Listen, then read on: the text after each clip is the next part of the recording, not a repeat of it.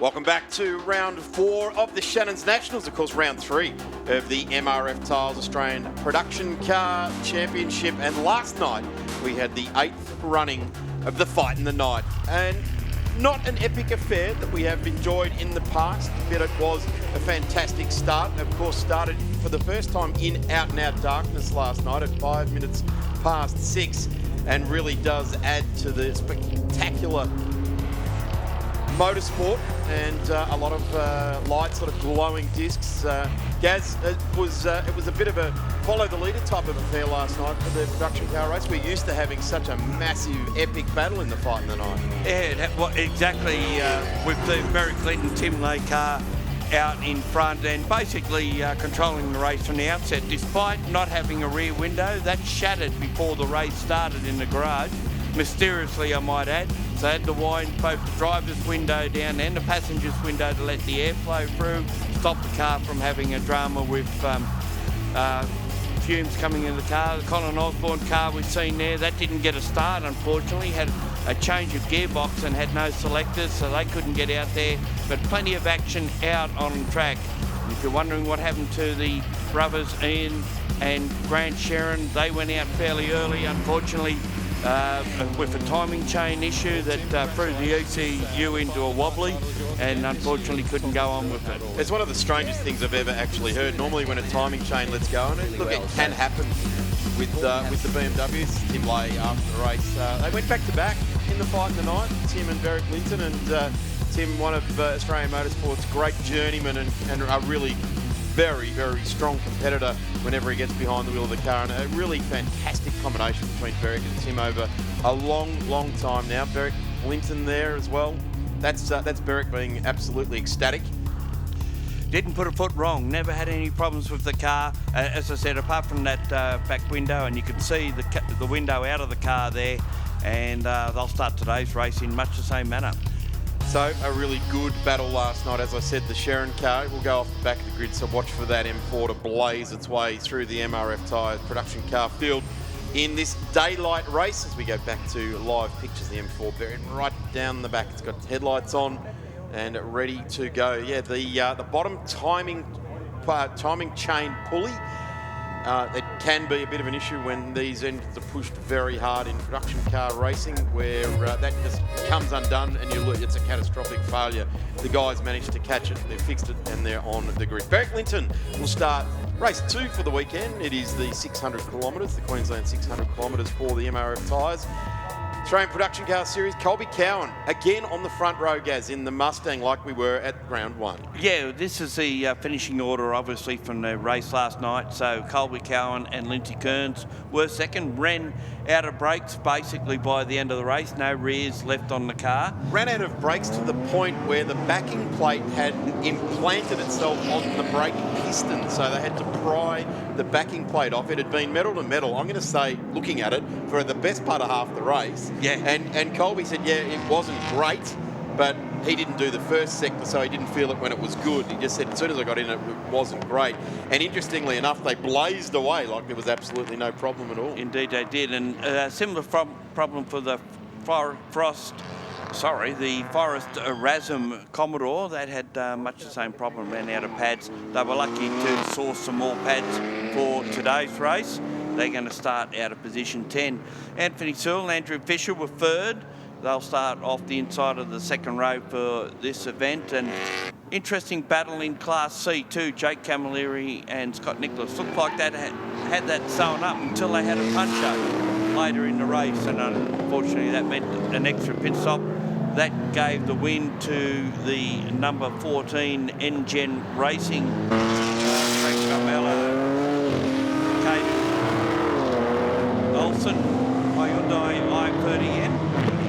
And unfortunately the second car had a little bit of a drama as well. It had an issue with a oil pressure light coming on, and they went in and checked that over and found that was okay for them to continue. So it was some features of last night's race which certainly did grab our attention, and that battle, as always for Class C, definitely grabbed our attention there with the battle going on there. And I guess we sort of expected the returning Jake Camilleri and Scott Nicholas to get the the win there. They did come home second, so a really strong return to the MRF Tyres Australian Production Car Championship for the guys in the Mazda MPS 3.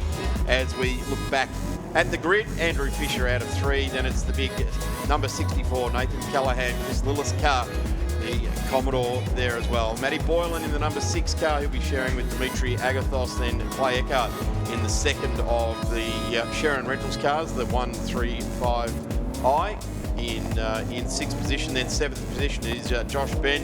Frank Mamarella in the first of those N-Gen Racing Team cars there, the Hyundai i30N. Scott Nicholas, the next one there in lineup. Then it's Darren Forrest and Paul Razum will combine in the VY Commodore out of 10th. In 11th, Callan Sayers will be with Michael James in a VE Commodore. Then it's Alf Sinesi and Charlie Sinesi in the number 15. Hyundai Mick Benton out of 13th.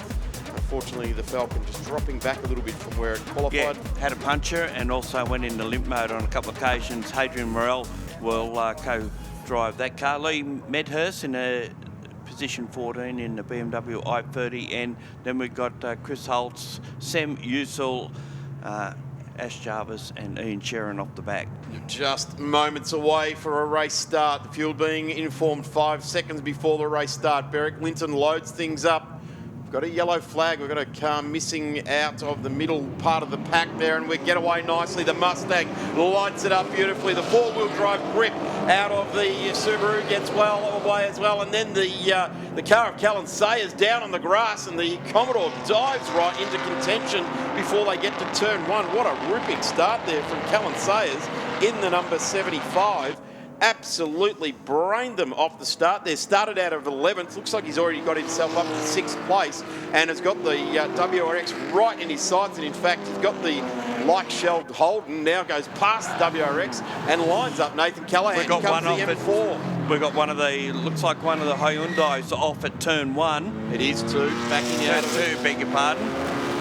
Staying true with some of their rallying heritage down there. The i30N goes into the gravel trap. Not the way you want to start. I think 300k race. The number 15 car actually that's gone off there. We've got a replay of what happened here.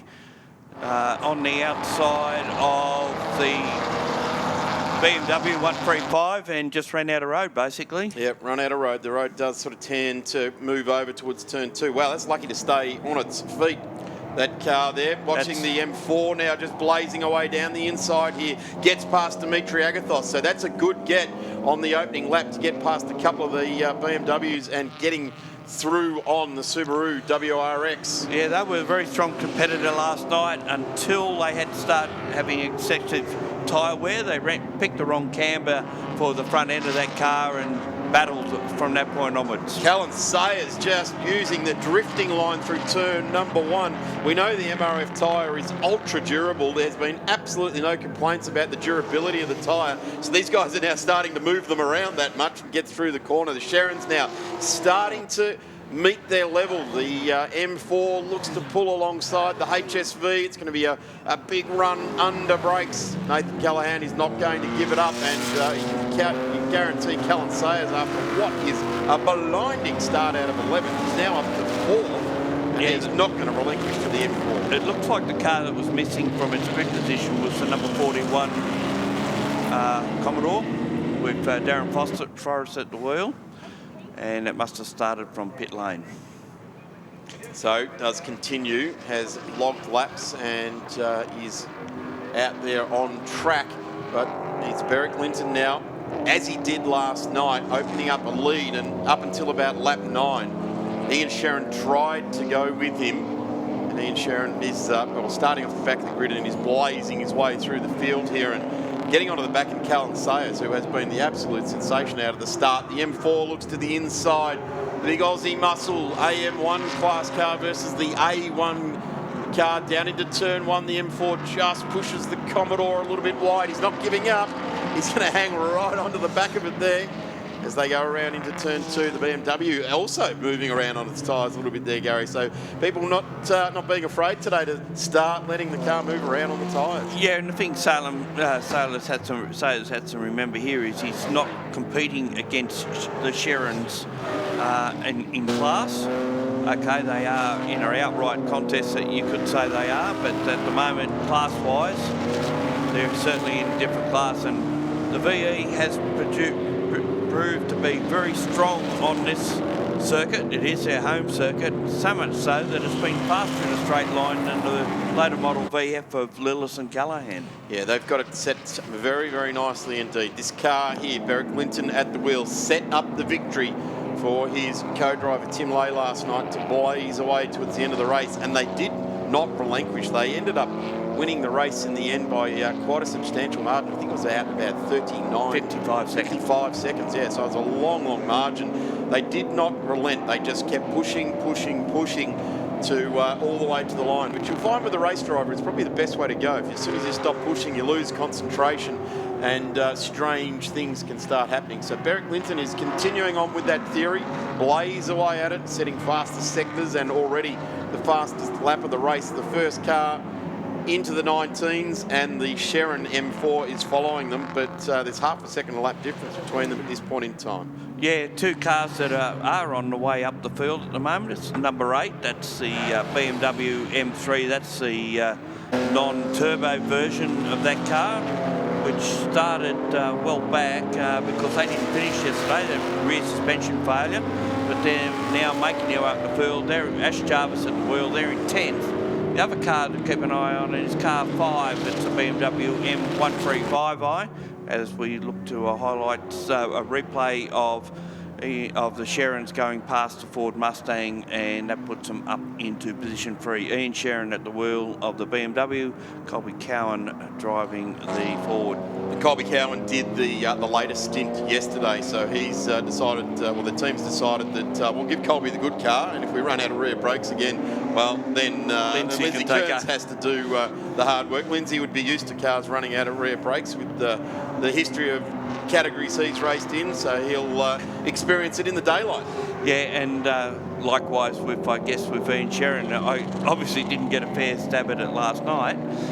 Resumes where he left off from last night, so he may pit a bit early. What we'll find is we've got a compulsory pit stop, which will happen between laps 25 and 65 of what we perceive to be a 96 lap race, and there is also a fuel stop that you have to undertake at some stage. Definitely at times certain affair as well in the Australian Production Car Championship. They will either get the race distance or the time certainty will clock up. Looking now at Mick Benton in the 111 coming under fire now from Ash Jarvis to the inside. The black and white CMA BMW gets the job done.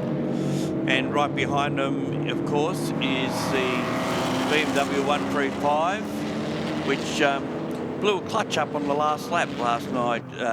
Cade Eckhart started that race, and David Ayres finished it. And gee, the Shannons were busy, weren't they? Fixing, they had the heads off the M4, and checking to make sure they hadn't bent valves and horrible things when your timing chain does come off. And then they did a gearbox and clutch in this car. Tight-knit little family team. They went from one to the other, back to the other, whilst progress into the night. They didn't leave the track until well after 1 a.m. last night to go and get a little bit of a nap, because they had to be back here bright and early for this 10 o'clock race start. Yeah, very early start. Normally this race would have been in the afternoon at this meeting in the previous 7 times that it's run here, but because we've got this Ute new category in TCR Australia running around, they've been brought back into the morning stint, which is probably a good thing for them. It doesn't give them too much time to be sitting around doing nothing. Well, the good thing is they get to pack up and they'll be able to watch the TCR racing with the cars all packed in the trailers and ready to go. So they'll be the first category or second category for the weekend to pack up and head out the door. We have got a long journey to get to that point. Some 91 laps in this race still to go. The big FEDC, Mick Benton, Hadrian Morel driven machine. It's Mick at the wheel currently, and these guys have certainly come into this weekend with a lot more confidence. 12 months ago, they did an engine in this car, and they haven't done any racing in between. Returning now, and they're certainly hoping to make 2020 a lot better year than what the start of, or the end of 2018 and the start of 2019 has been for them. So let's have our fingers crossed for the big Aussie muscle Falcon. Well, the only issue they had yesterday wasn't so much engine, it was computer management. Had that control-alt-delete, as we like to call it, a cold boot to get the thing to go back out of limp mode, and unfortunately had an additional stop to replace a punctured tyre. Berwick Linton has blazed away a 5.5 second lead, and here's the cars currently lining up for second and third on the road. This is Andrew Fisher, vastly experienced TCM and Ute racer, now in production cars with Andrew Sewell, and doing a pretty good job of it too, actually. He's acquitted himself very nicely indeed. Strong race car driver, and right behind him, this team knows all about production car racing. In fact, that much they've made it their business as well. They manage this category. These two cars are both M4s. The M3 is the car that's seen the race. Well, made that look very untidy going through turn 6. But Ian Sherrin gets the move done and moves into position 2 in the race. The M4, of course, is a 4-door version of these two cars. So I know it's a very dark blue colour. It looks pretty well black on our vision, but it is a very dark blue and sometimes a bit hard to see that it's got 4 doors. Here's the Actron Air replay down into turn 6. Bit of buffeting, a little bit of a tap there, and well, these cars are so evenly matched, not only in specification, but also in the driver lineup. Anthony Sewell, Andrew Fisher, Ian and Grant Sherrin, a really, really good matchup. Here we go again. Have a look at this. Oh. Bit of a run at it as well there. So Fisher, he's had a brake issue by the look of that. A way off the track there. Another dive bomb at turn 3 came and clipped across the front of the Sherrin car. They've pressed on, wasn't sure whether there was actual contact, but eventually into the wall. Let's have a look. Wow, this is a long way out. A long, long way out. Is this a bit of race driver red mist? No, I think there's a brake issue. Yeah, there's certainly got a concern there. Was it presence of mind of Ian Sherrin just to give the brakes an extra big lean on there so he didn't get tangled up in what was going on with Andrew Fisher? So that allows the Mustang of Colby Cowan back up a spot. Berwick Linton still blazing away out in front now, 8.24 seconds, so he's gained 3 seconds in the last 3 laps of this race. That car's still there, so I suspect we're going to go under safety car at some point, one would imagine. Yeah, you wouldn't think that leaving a car at turn 3 in a production car race is a wise idea. It may be an opportunity that if something else happens, they do a multiple pickup, but you certainly wouldn't want to leave it there for too long. No. Race leader, number 23, the Bruce Linton Body Shop. Paint and panel supplies, lay cars. And M3 charges away. Fisher still in the car. And trying to get it out of the tyres. He has. Well, there we go. Well done. So we may avoid... No, we've gone safety car has been thrown. Needed to fire it up just a little bit earlier to get it out of there.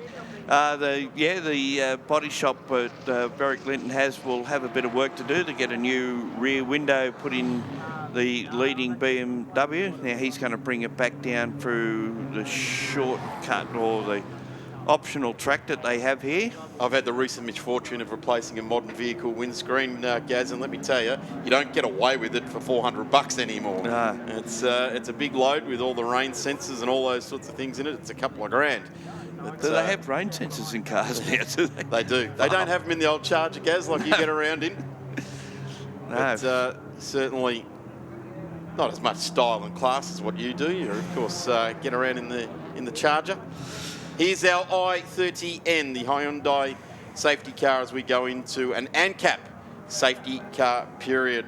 Trackside here for the second half of the Queensland 600 for production car championship. Of course, the i30N, the 2-litre turbocharged engine, 202 kilowatts, 378 Newton meters of torque, adaptive suspension, electronically controlled mechanical limited slip diff, or ELSD as the kids like to call it, active variable exhaust system, water car, and it is now getting our field under control so we can extract this car that made its own way back to the pits. Crew jumping on board now, so this will be a very, very short AMCAP safety car period. Of course, ANCAP, the Australasian New Car Assessment program is all about letting the consumers know which are the safest cars to choose. When you have the good fortune to go and select a new vehicle, make sure ANCAP is your first reference point. We want to keep our friends and family safe when we get out in our cars, and getting the safest possible vehicle is the best way to do it. Really despondent crew out there. They're not particularly happy. There was some gesticulation there. Righto, buddy, we've got some work to do. Yeah, I think it's more, not so much panel damage, no panel damage needing repair, but there's some suspension damage, and if it was a brake issue, then you've also got to be looking at brakes. Here are the highlights from the very start of the race, and you can see... Callum Sayers down the dirt there. Yeah. Ripping start. Got up, he's currently 4th. Got up very quickly. Here is the sliding and spinning number 15 as he gets looped around there. Clawed his way already back to 16th as Elvis Nessie, and here's the pass as the Shannons made their charge from the rear of the grid up to P2 as we went into this safety car period. Another manoeuvre of BMW down the inside of the Mick Benton 111 FEDC contracting Falcon. And look at that little BMW ranging into it there, the number 19. Down the inside, big jump on the Falcon. Clay Eckhart going past Mick Benton there. As we said earlier, that car had a clutch failure on the last lap of the night race, and here's the race for second. And it got a bit rough and tumble there with a bit of a touch between the two BMW M4s out of turn 6. And then the cause of the safety car, as Andrew Fisher looked like he had a brake issue, was never going to pull up, speared across the gravel trap and into the tyres. Gee, that could have ended up a whole lot worse there too. Ian Sherrin was able to haul it up as we go down to the lane with Eminata Francesca.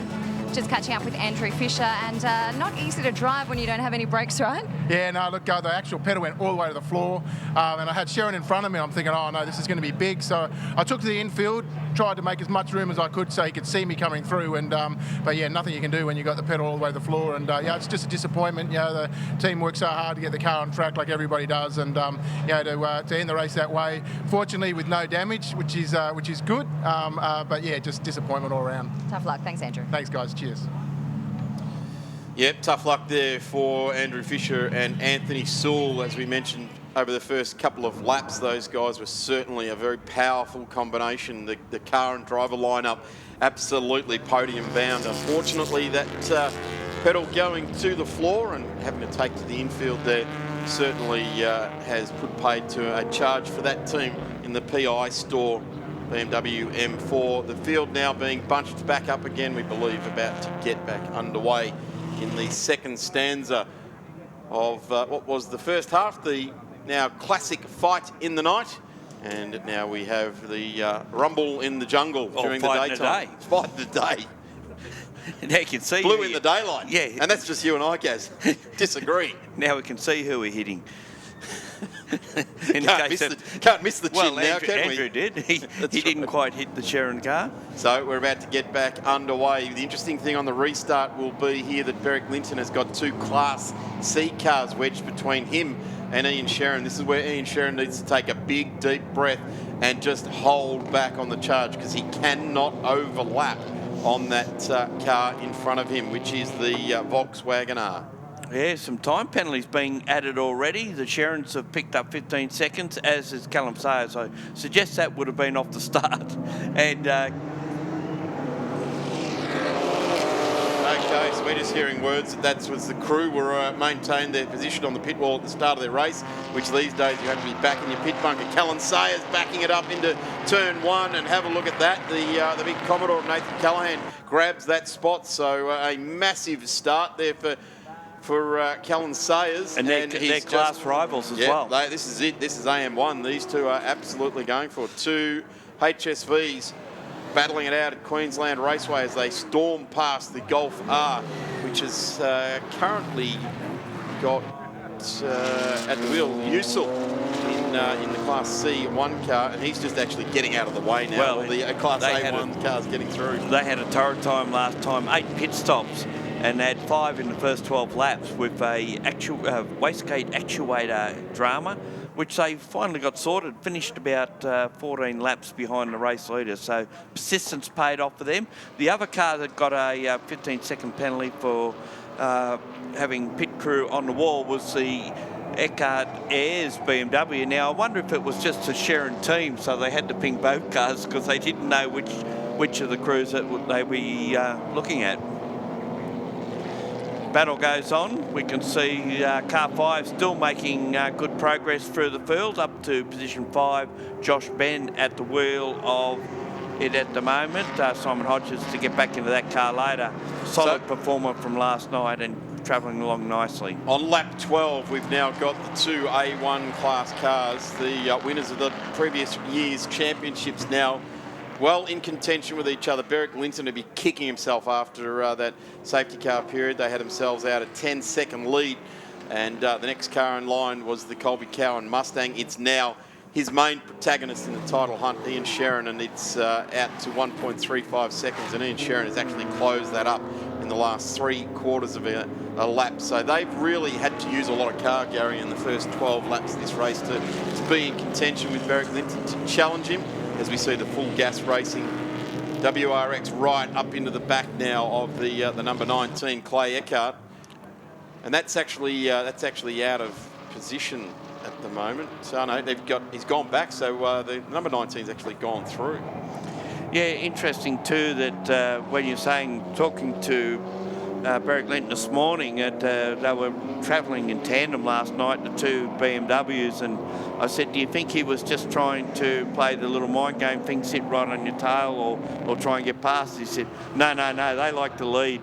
And where the incident happened for the number 18 car was down at turn 16. They were putting a lap on the Volkswagen Golf, and he could see the two cars there, and he thought they must have touched, because when he got out on the straight, he could see neither of them in neither set of lights. And it wasn't until the next lap he come around and see what happened. Here's this great Aussie muscle car fight going on in AM1.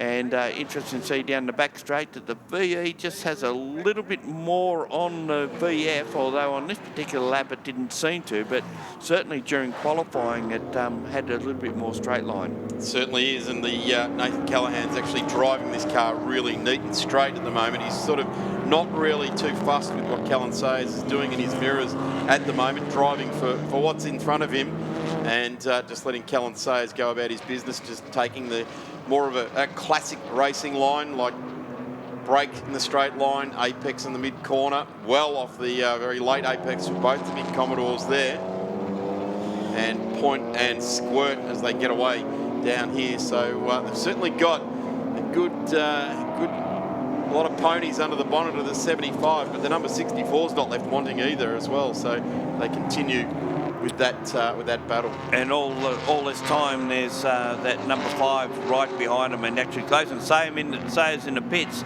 This is not in the pit window, so one would suspect that there is a drama with this car, or is he getting a drive-through?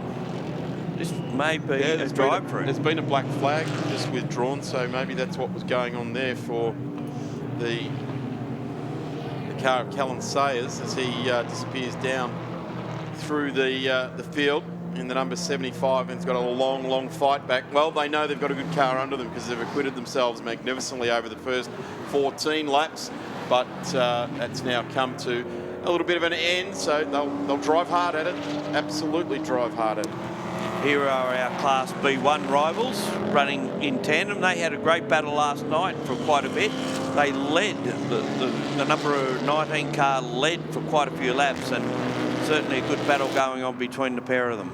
And in the Teams Award, the Full Gas Racing team is doing a tremendous job. In fact, they're out in front. A really good award as part of this year's championship is the Teams Award, and it's currently that Subaru that we were just looking at, the car number 66, Full Gas Racing, leading the way as far as the Teams Award goes. Talking about teams, down in pit lane, we've got Greg Rust.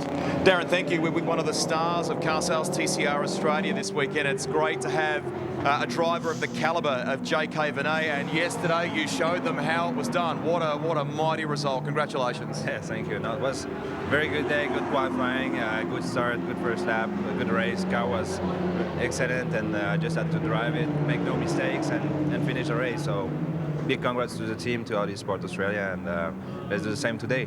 Nice relaxed start to the morning. Any changes to the car, or was it just that good yesterday? You're going to leave a good thing alone?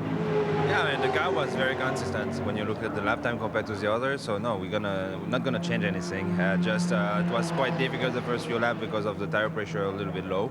But no, I'm really confident. I have a good team, good crew, good engineer around me. So let's do the same. We're really pleased that you're enjoying yourself here in Australia. So have a great afternoon. Yeah, thank you. There he is. And we're just going to wander over here because one of the other stories in the Audi camp, we talked about the excellent podium for Russell Ingall, but there was a bit of not so great a day for Leanne Tander. What happened with the contact with Bridie?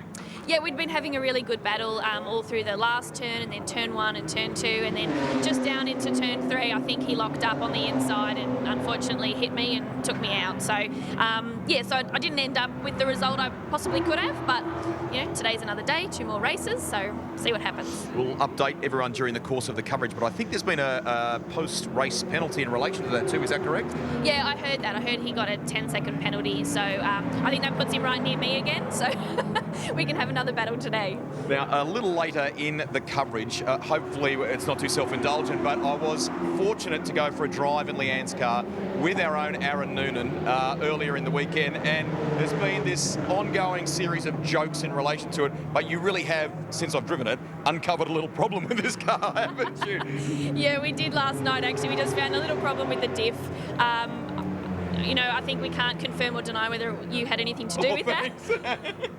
But I think the guys have fixed it up, so that's all good. Awesome. Have a great afternoon. Nice to catch up. Cheers, Leanne. Thank you. It's the world's greatest stitch-up, guys. Thank you very much, Greg. And I tell you what, Leanne might be having a little giggle down there with Greg, but she is an absolutely fearsome competitor. She is an absolute great race car driver to watch when she's on attack. So watch out TCR when Leanne puts her driving suit on and helmet on and does the dancing on the pedals and steering at the wheel. She is a fearsome competitor and absolutely enjoy watching her apply her skills at the racetrack. So good luck for TCR with Leanne this afternoon. While we're down in the pits having a chat there was a change. Position 4, Josh Ben in the BMW got past Nathan Callahan, so BMW's running 1, 2 and 4. We've just seen a shot of Colby Cowan in the Ford Mustang running third. They were second last night on the lead lap.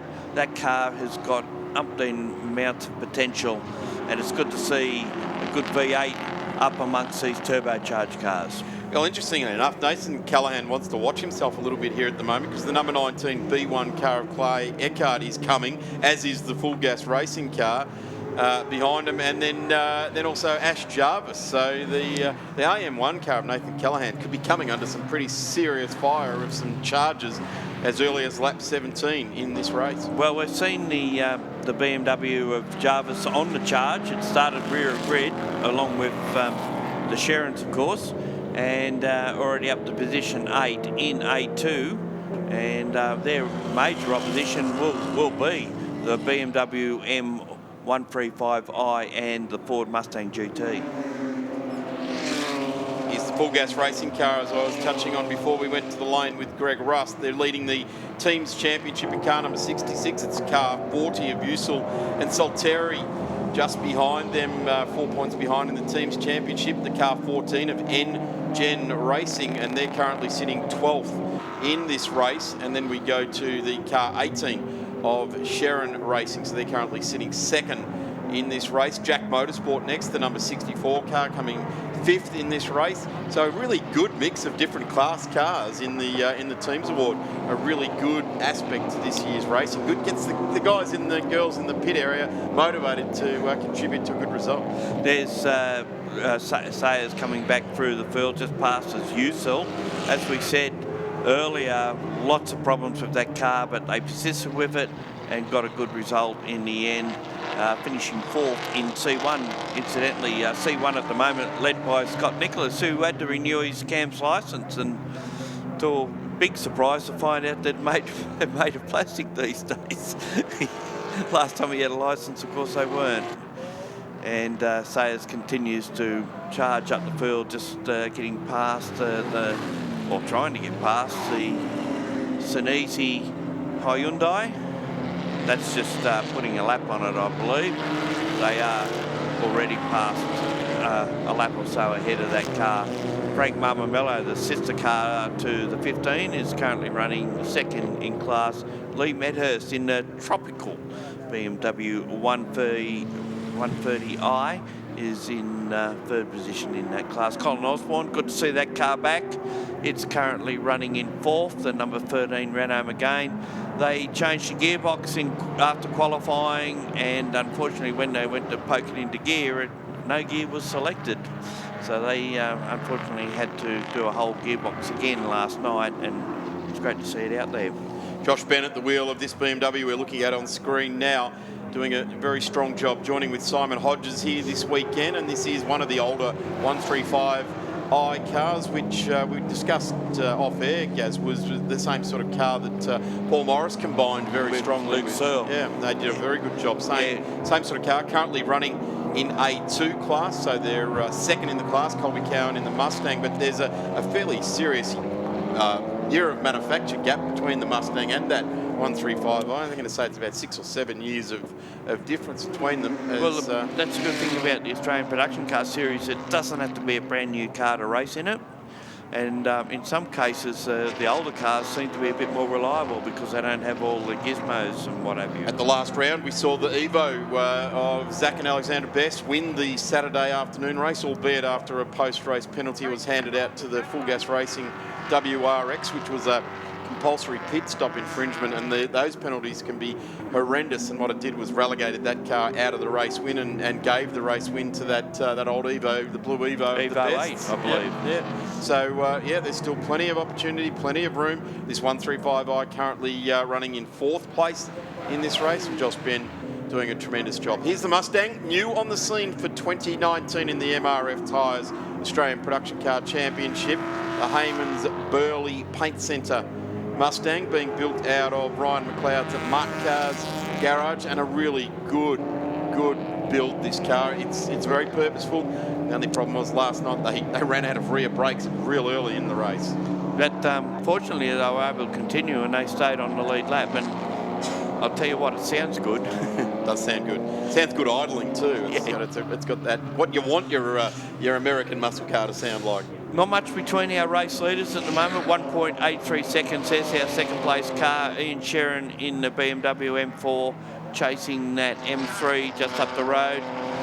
Little bit of difference in kilowatts output from the engines, although very much the same, and a slight weight advantage to the chasing car there, just slightly higher. He gets a tail out coming out of turn 2, so it's, in one of your favourite expression, it's moving around on its tyres. It is moving around on its tyres, that's right. And production cars will do that almost by nature. The tyre is an FIA Spec 2 treaded tyre that MRF have developed specifically for the local conditions here in Australia, the Australian Production Car Championship, and was the control tyre of choice for the Bathurst 12-hour as well this year. And if you're wondering why we're referring to the 130i as tropical, you've just seen Ian Sherrin go past. There it is in the background, and certainly is tropical. Pineapples and all sorts of tropical fruit all over Well, it. and the team nominate on their entry form that it was tropical in colour and almost tropical in flavour. You can just about taste it as it goes by. Taste it. The number 18 now, still on the charge there. That's starting to, boy, there's a little bit of blue smoke coming out underneath the back of that car. Is that a bit of tyre rub on the guard there? As news from the lane from Emma. With Tim Lane, very looking good out there in first position. I saw you talking to him on the radio before. What was his feedback about the car? The car's good, so he's happy. I mean, it's just a game of strategy from here. So the A2 cars get to change one tyre, and the A1 cars change 2 tyres. So that'll be tricky if we get another safety car, because it's about 30 seconds gap. And the guy in third in the Mustang there got some good pace, so they're probably a threat. So yeah, it's just a bit of cat and mouse from now to see where we go, but long way to go. You know the drill. I know I want to your secrets when you think about jumping in the car if we don't have that safety car. Well, we'll put the tyres on it and then let Berwick keep going and then chuck some fuel at it and then I'll jump in. But it'll depend on safety cars and how the race plays out. So the plan is that I'll get in and not have to stop and finish the race. So Berwick will use all the tyres up, make an absolute box, and then I'll drive it. Perfect. Enjoy. Thanks. Well, the role of a co-driver, isn't it? Yeah. You get it handed back to you, and one P. Brock at the Mountain was quite famous for that. You'd speak to Larry and Jim and all those guys, and they go, yeah, Brocky would blaze away out front, and you get in, he'd say to you, oh, it's all in good nick. You get in, you go into the first corner, and the pedal's on the floor, and clutch is not working. Yeah, but he could always drive around those problems. It never bothered That's why he him. got the likes of Larry Perkins and Jim Richards in it, wasn't it? Yeah. They've gone, what the? Yeah. And I've got it 2 hours around Mount Panorama with no clutch and no brakes. Good luck. And the all light on. And here's our Class B1 second place car at the moment. Matt Boylan comes out of Nissan Pulsar Series in New South Wales, teamed up with Dimitri Agafos, who also has had his time in the Nissan Pulsars, but Full Gas Racing as they're known, and they're currently doing a pretty good job out there at this stage. I was going to ask a question about the tropical BMW. Does it come with its own fruit flies? Or is it a scratch and sniff affair as well? Who knows what it is. But it is very colourful, and good on them for naming the colour, not just having about 6 different colours. Just keep it simple. It's a tropical colour. We all get the theme. Yeah, it's good. Very enthusiastic competitors at the High-Tech Oils Bathurst 6 Hour. Unfortunately had some dramas towards the end of that race, but all the same, and very keen to go back. Great to see the WRX back in production car racing. Of course, Cam Wilson back between 2007 and 2012 fielded at WRX with varying success, but they did very well in early doors with their Rexy, and it's really good to have a Subaru back battling it out in this championship. Actually, they fielded 3 one year and took them all home in parts. Yes, there's nothing left. Wheelbarrowed them out of the track, but certainly Cam Wilson finding a happy home in the XL series these days. 2 times XL champion, a very strong production car record. And there's the Mustang. Colby Cowan getting the first stint today, getting the strong Mustang. Synonymous triple stripe tail lights on that car, much like the Adidas product. The Mustang always had those upright brake lights. And last night in the night really helped us in calling the race, because you could see it. CPS window is now open as we complete, we're on lap 25. It'll go through for the next 40 laps that you must do your compulsory pit stops. From that time onwards, of course, there may be some, or maybe most, as we've seen last night, we'll have to do a fuel drop to get them home. I'm wondering if we can get possibly an update out of the Fisher garage, that BMW, where they're actually working on that car. It transpired on lap 7, made its way into the lane, and I'm not sure whether their intention is to get that car back out or not. And we'll go down to Greg Rust in the pit lane.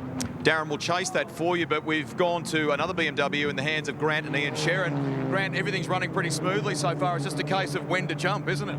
It is, yeah. Ian's doing a great job out there. Got a good start, got us up to the front leaders, and then now it's just a bit of a seesaw effect there with Berwick with traffic. So we're kind of lapping around the same time. So it's going to be a good battle towards the end. As it sounds on that basis like if they blink, you'll move kind of thing, yeah? Yeah, possibly, yeah. All right, all good so far, guys. Thank you. Thank you. Thank you, Rusty. The gap between the pair of them at the moment is 2.6 seconds, so it's fluctuating a little bit, but they're maintaining about that gap at this time. It's actually one of Australian motorsport's great rivalries, isn't it? The 2 Queensland teams, the Sharrons and Berwick Linton and his crew, have always been doing it, and forever Grant Sherrin not giving away anything. If they blink, yeah, we might. We might be running a completely different program. You know, they might be in the next lap because they've started on low fuel, knowing that they had to come from the back and charge hard. They might have started with a bit of a lighter car. They might have also fueled it all the way to the halfway point of the race. So you don't know. Race leader in, Berwick Linton into pit lane. So there it is. There's the blink. Lap number 25, exactly what they did last night. Early in, let's see what transpires in the lane. Car stops car controller. They're going straight up to that left-hand front and pulling that wheel off, putting a new MRF control tyre on there as back out on track now. This is Ian Shannon, our now race leader, getting through on Mick Benton, who's currently 10th on the road and third in AM1 class. And actually, Mick Benton's fighting it out with Scott Nicholas. That's a Mazda 3 MPS immediately behind him. So not only will Tim Lay get the second stint in the race, Berwick's got the new set of tyres as well, so he'll have to muscle at home. And the Subaru has now come into the lane as well. Car 66. That's leading Class B1 and the team's title. Here is pictures down in the lane. They're still doing the tyres on the car. I love that we have trolley jacks and we've got rattle guns on a 5-stud pattern instead of centre lock wheels and onboard jacks. It just adds an extra, spice to it. There's no production cars that have onboard jacks. They all get jacked up from the side, like we just saw the Berwick Linton car just trundling down pit lane 40 kilometres an hour. He's got it sitting on 37 kilometres an hour with the radar at the end of pit lane and accelerates away now. So rejoins 1 minute 32 seconds that stop took. Gets them back out, and as you can see, they've dropped a lap to the race leader as a result. Rejoins in 8th position though. Yeah, and I'll be Cowan in now. Mustang in the lane. They've pitted a bit earlier than they did last night. They have. So I would suggest they're probably going to pull the rear wheels off and have a look at their brake wear too. So the Subaru in for a real quick stop, and they're straight back out. Matt Boylan will head back out onto track. Well, they've only got to do one tyre, so they're going to be at about 1 minute 22 seconds for their stop. Trundling down the lane at 36 kilometres an hour. Very, very safe, conservative run down the lane. You don't want to do 41 because you'll be straight back in. Nathan Callahan, the rival to the Mustang in terms of V8s anyway, even though they're in two different classes here. Pitted right behind each other too. The Mustang is back in motion again. It heads back out on track. The Commodore getting a new front left, so the opposite to what we'll see at Sandown, which the right front cops an absolute punishment. Here at Queensland Raceway, it's the left front, and it's the turns 1, 2, 3 and 6 that really just punish that left-hand front. 1 minute 10 seconds for the Mustang, so that was a quicker stop for them. Well-drilled team. They certainly been doing this for a long time now. They know exactly how they do it. It's all rehearsed. Very much rehearsed. Late nights in the workshop, just making sure everyone knows their role. Every bit of efficiency is taken out. No, you don't need to turn left, you need to turn right, pick up the wheel, put it on. 2 hands on the wheel nuts, or 1 hand. We get ourselves confused, and that's the way you do it. And all the meantime, everything is boiling hot. 1 minute 13 seconds for the HSV Club Sport. So around about the same sort of pit time in there. So the pit stops always introduce the human condition or the human input, and that's where we can have a bit of error, as we just see the MPS going right around the Falcon and the number 51. No, Falcon's got dramas. SP23 it has too. Same as what it did last night, just dropping back.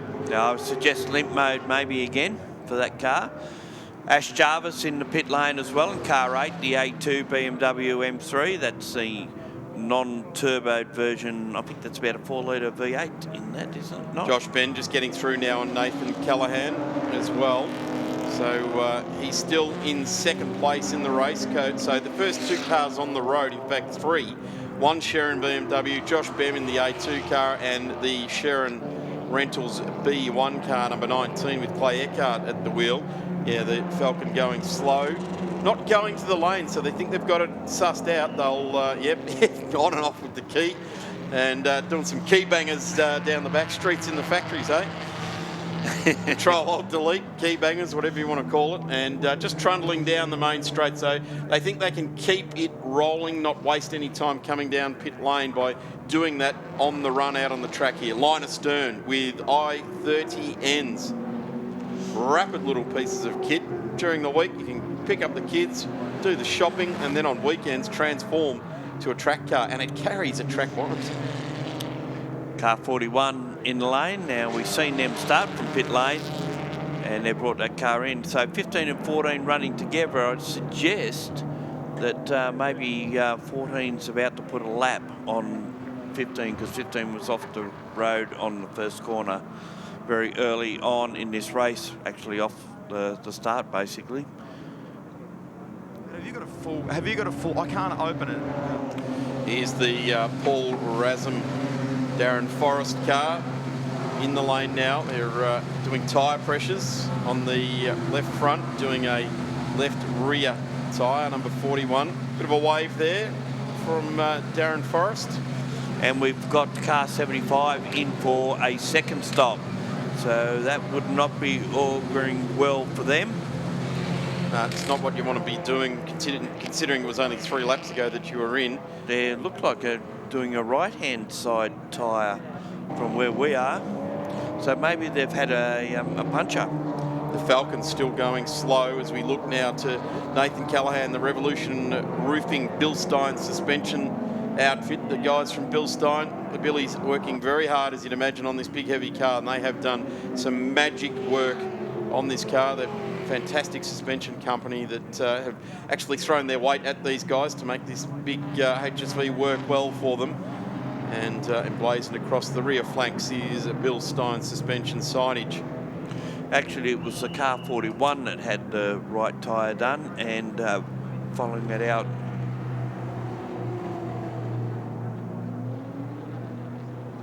so Ian Sharron continues on. 15-second penalty added to him. At the moment, that's fine. He's got a 45-second lead over Josh Ben in his BMW. Here's some footage under safety car where it looks like one of the I-30Ns has gone past the Golf R under safety car. So try and pick up what number that was again. That's car 15. That's the one that went off on the first corner. Yep. So there's been a safety car infringement. That'll certainly be, that will be a penalty they're not going to like to be handed out there. So it's obviously under further investigation for the number 15. Quick visit to the pits for car number 111, that's the Falcon. Here it is again, very clearly yellow flags being waved off to the driver's left there, the pit exit, and at the Crow's Nest, where the drivers are obliged to watch the signals from that spot. Okay, we're going down to Rusty in the pits. Given what you've just shown on the telly there, guys, I thought we'd shed some more light on it, get one sort of perspective. Ian Salteri, what's your take on this? Yeah, we were standing on the pit wall as the safety car was called, and Jam, our driver, came out at the last corner, and we saw the Hyundai overtake us. So, yeah, I mean, obviously we want to go racing without penalties if possible, but if something's done wrong, then I guess, you know, you get penalised for it. You've got to get focused now. Just to your left is your helmet and all your gear. Going to get ready to get in the car. But where is it at from an investigation standpoint? Obviously, we've seen the vision now, so we know that this is in play. What can you tell us there? Yeah, no, we're gonna. I'm just on standby now. We've had a couple of problems with the car all weekend, going into limp mode, electronic issues. So we're in the pits, 5 times in the first 5 laps yesterday during the race, and we've kind of found a way to drive around it. But if for any circumstance it comes into play now, then we'll come into a driver change, reset the computers like we need to, and then go out again and try and drive around that. So fun times. There he is, a guy that's been around the game for a while. Nice to catch up, and hopefully it all works out okay. You too. Thanks. Yeah, good racer, Ian Salteri, been around with the Nissan Pulse for some time, a great racer, and certainly not letting his emotions get away with him. He has to get himself right back into the game, concentrating and get back on with the job. As we see the charge back from the M3, number 23, it's ranging up onto the back of the current race leader, Ian Sharron.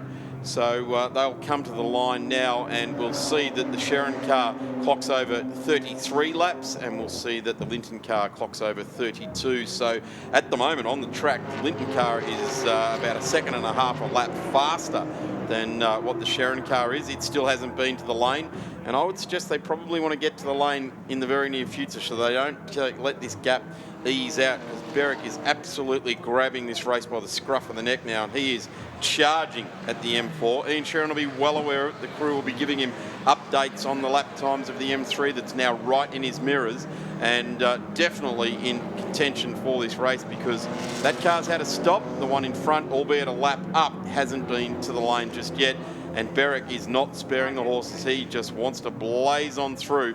And in fact, under brakes into turn 4. He has a bit of a look. They get past the Tropical car, and they continue to press on. This will be a psychological advantage for Linton should he get back on the lead lap, because that means when the Shannons make their stop that they'll go down a lap to Linton.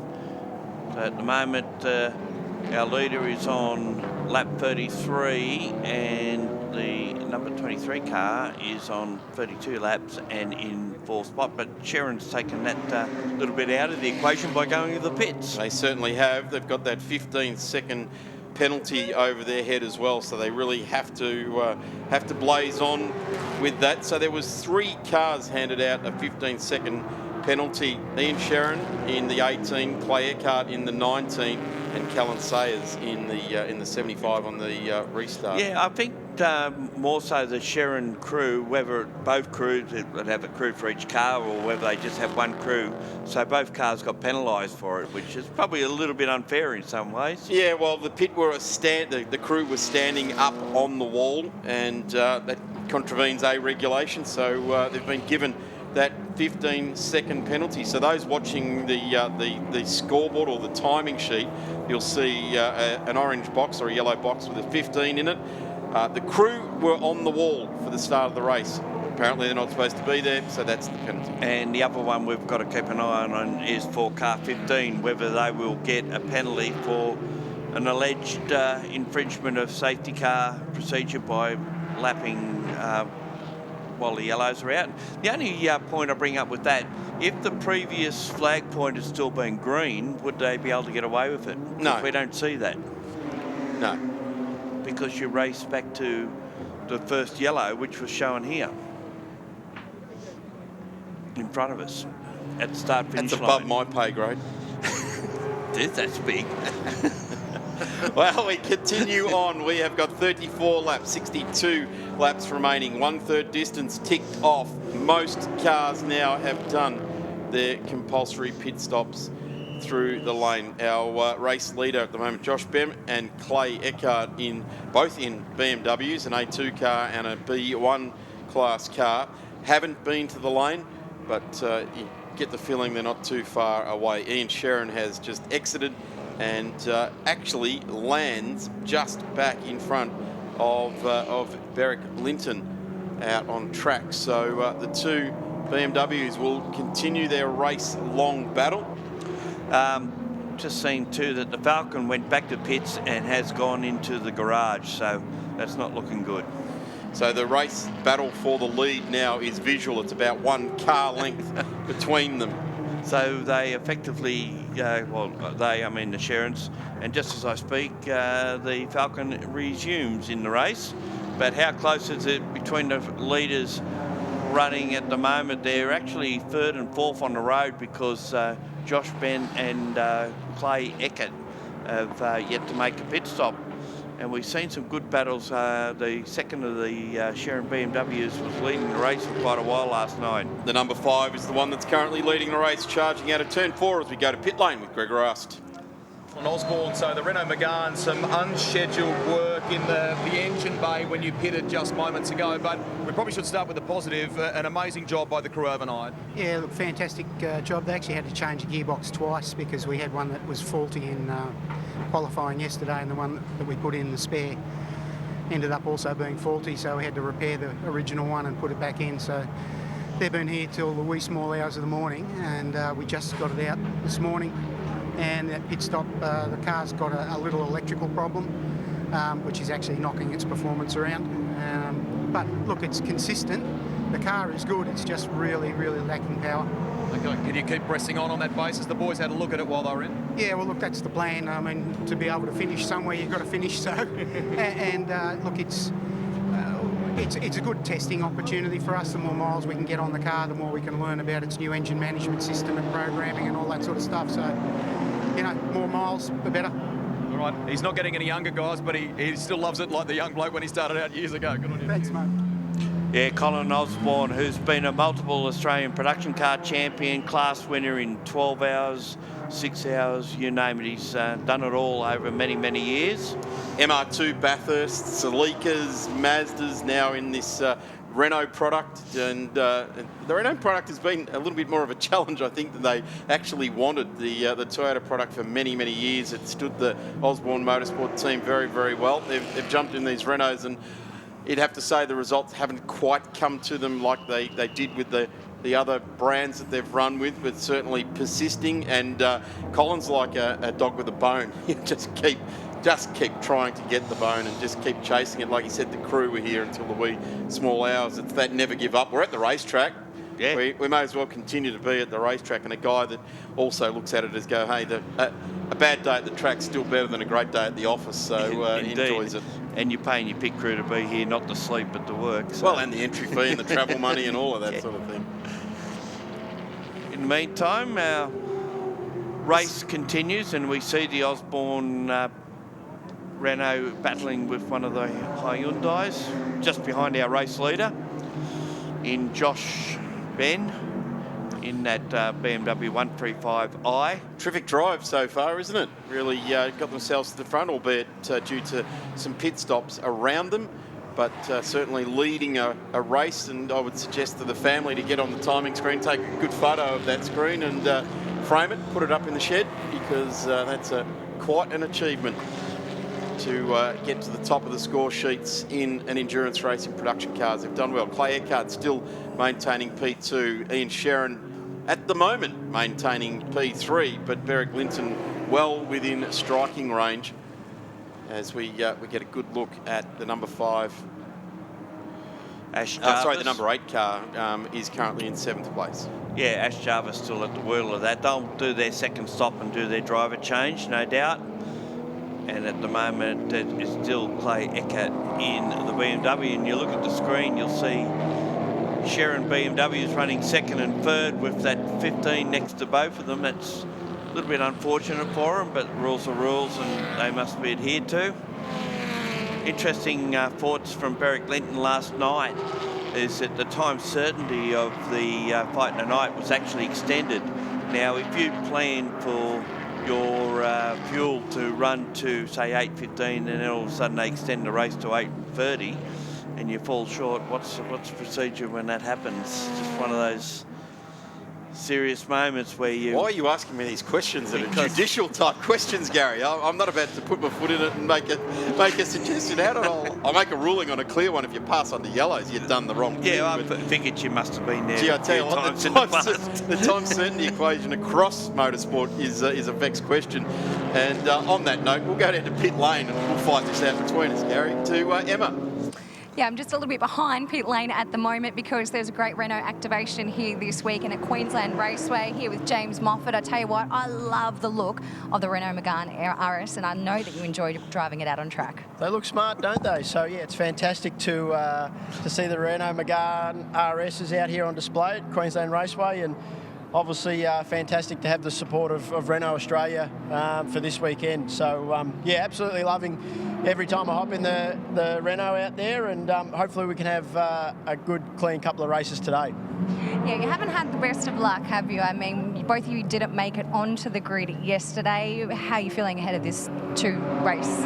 Yeah, well, yeah, our technical issues are hopefully behind us. So, yeah, it was a bit frustrating not to make the grid yesterday, but the main thing is we still got out there and got some points in the race. So, yeah, today, hoping for some clean races, clean couple of races, but, yeah, set ourselves up for a good, strong race 3, hopefully. Obviously, the tight turnaround means you've got to keep it a bit tidy in the second race.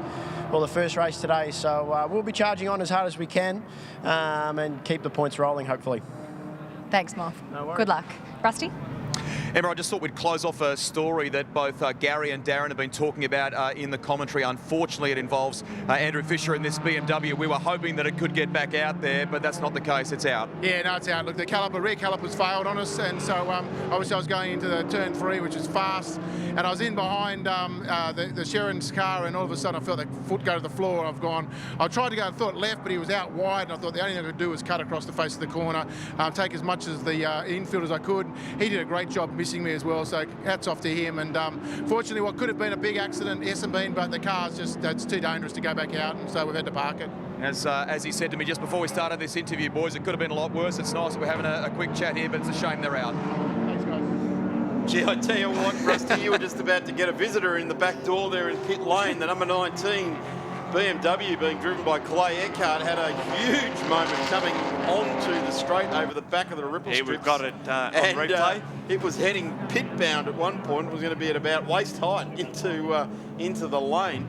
As we get a good look at it in the corner before, it's the yellow car just in the middle of screen now, coming around onto the main straight. A big moment under brakes there, and then gassing it up. Clay Eckhart gets a handful of BMW. You see that big power slide, wobble, steer it back on. And from our vantage place, it was about 7 or 8 millimetres away from being a really nasty one there. He was certainly heading straight at the wall there. We're about to yell out duck, Rusty. And look who was looming up behind it, our race leader, well, our race leader, given that they've had a pit stop, and sister car, basically. Well, they look to have settled back down. Clay's very experienced mechanic in the Shannon racing team. He was swinging the spanners for a long time, still does so, but great to see him behind the wheel, and he actually drives and races very, very well. And coming on board with David Ayres is absolutely fantastic, and he certainly thanks Michael Shannon for the ability to jump behind the wheel of this car. He loves it. And there's our, I guess, cleansed race leaders once Josh Bem gets to the lane. It's only 9 seconds up the road from these two. So this is setting itself up for a really strong battle. 2 BMWs getting sideways in the M4 there with Ian Shannon at the wheel. So we'll see how this plays out. We've still got 55 laps. Do you think they can maintain this sort of battle for 55 laps? Yeah, they'll try to. They'll do their very best. You can see the current race order on your screens at the moment. It's Ben in front, Sharon, Linton make up the top 3, Eckhart, who we just seen have a major moment, Cowan in 5th in the Mustang, then Jarvis and BMW next. In position 7 at the moment, Frank Marmarella in the Hyundai is doing a good job ahead of Nathan Callahan, Matt Boylan, and then Sayers, despite their dramas and having 2 pit stops already, in 10th position. Going back behind them, of course, we have Jake Camilleri in 11th, Sanisi, the next one through, then Yusul. Oh, this is interesting. Well, look at that. He's even got the press hat on as well, making sure everything gets done down there. Good pair of flamboyant red strides on the interviewer there. I wonder if that's been the most intelligent question we've had all weekend. Greg Russ down there being interviewed by the man with the red trousers on. I like his style choice coming to the track with red trousers. I think it was the best dressed interviewer we've seen all day. I think it was the captain. Peter Jansen was the last man that came to the track in red trousers. I don't know. Barry Rogers was getting around in fairly fancy colours yesterday. So we've had a ruling on the car number 15, the car that's currently sitting 3rd in C1, Alpes Nessie, that breach under safety car. They've got a drive-through penalty coming their way as we see the black flag being readied now at the Crow's Nest. And this is our effective race leaders, currently sitting 2 and 3 on the road. There is our race leader, the white BMW. Just the gap there is just 4.3 seconds between first and second, and as you can see, bugger all between the next two at the moment.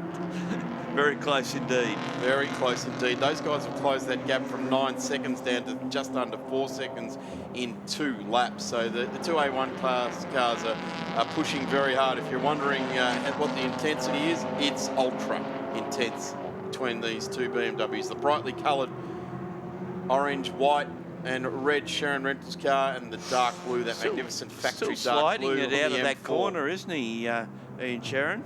And Berwick following him through on a fairly similar gloves up in the air opposite lock sort of drive out. Long run down the straight. Bit of drift action going on between those two. Now, this is good. We could watch this for the next 53 laps or so. Should mention the Class D car, the lone Class D car out there at the moment. That's a Chris Holt machine. It's running in 16th position. Had a fairly trouble 3 run last night.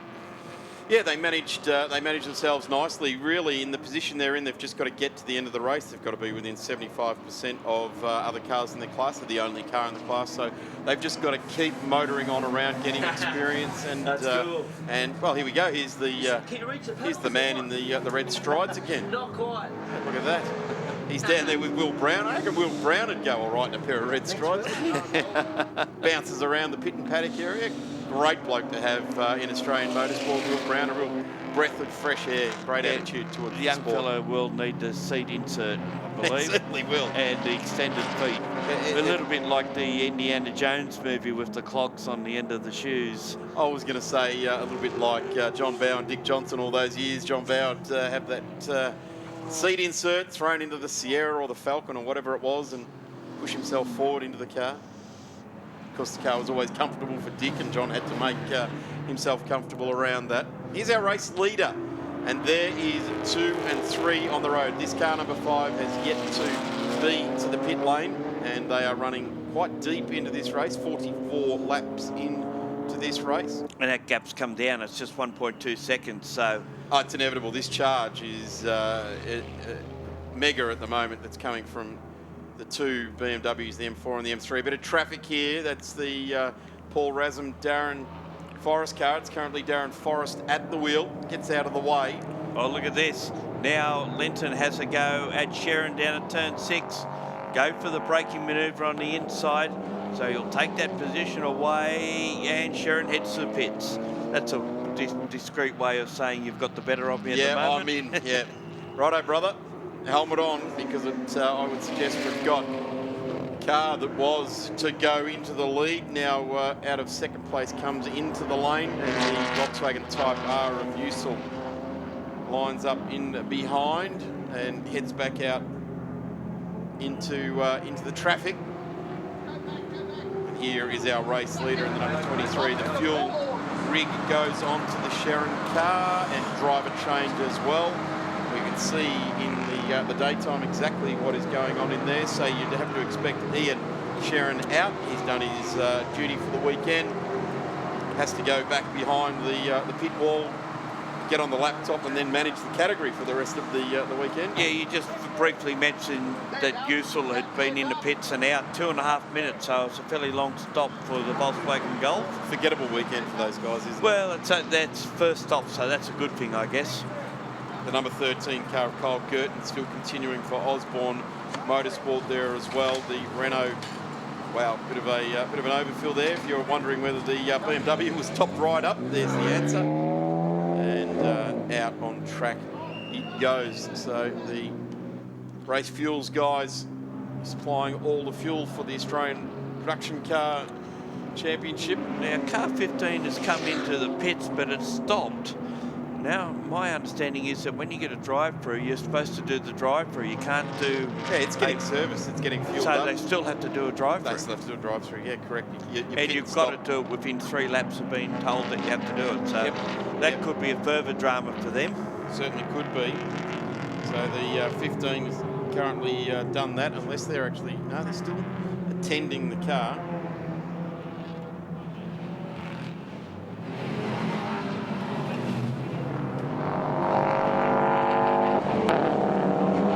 Replay of the alleged pass, which turned out not to be because we've seen the Shannons come into the pits at that particular point.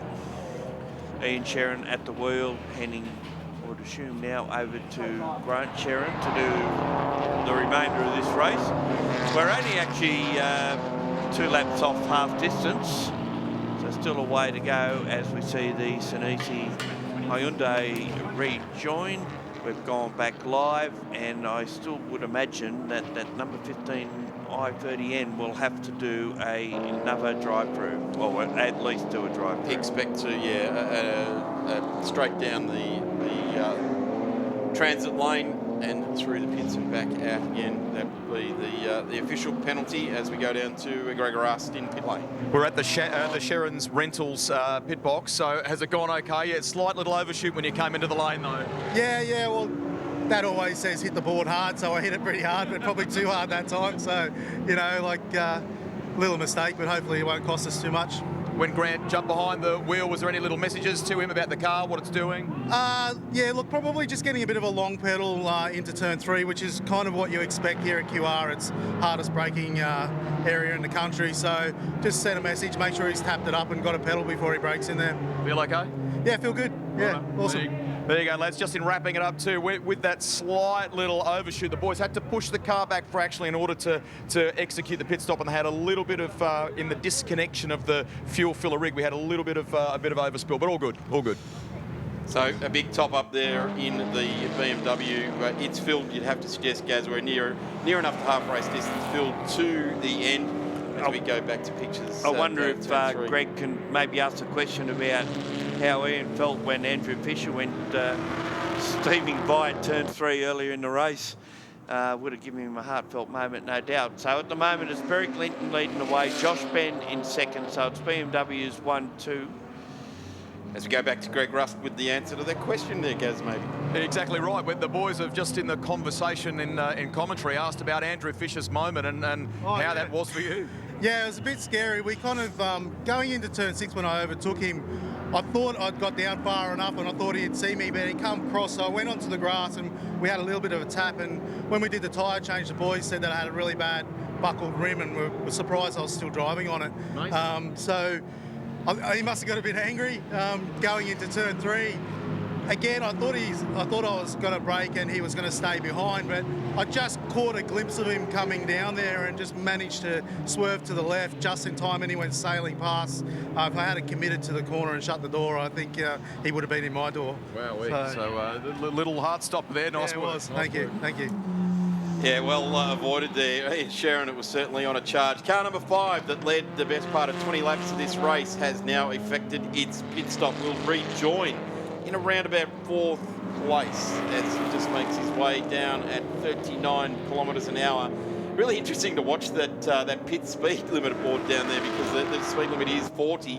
If it goes to 41, you're back down the pit lane for another journey down for a drive-through. So some cars go down at 35, some get it right on that 39. And it was a fast stop by the number 5 car too, 1 minute 15 seconds. So that would be one of the quickest stops we've seen so far. Well, they've rejoined in front of the number 18 Sharon car, haven't they? So they've actually managed to get themselves some good track position in that aspect. The 19 Sharon car now makes its way into pit lane, so out of 2nd place in the race, and making its first pit stop. Clay Eckhart on lap 49 is in, and we've gone just past half race distance. So good fuel economy out of that BMW.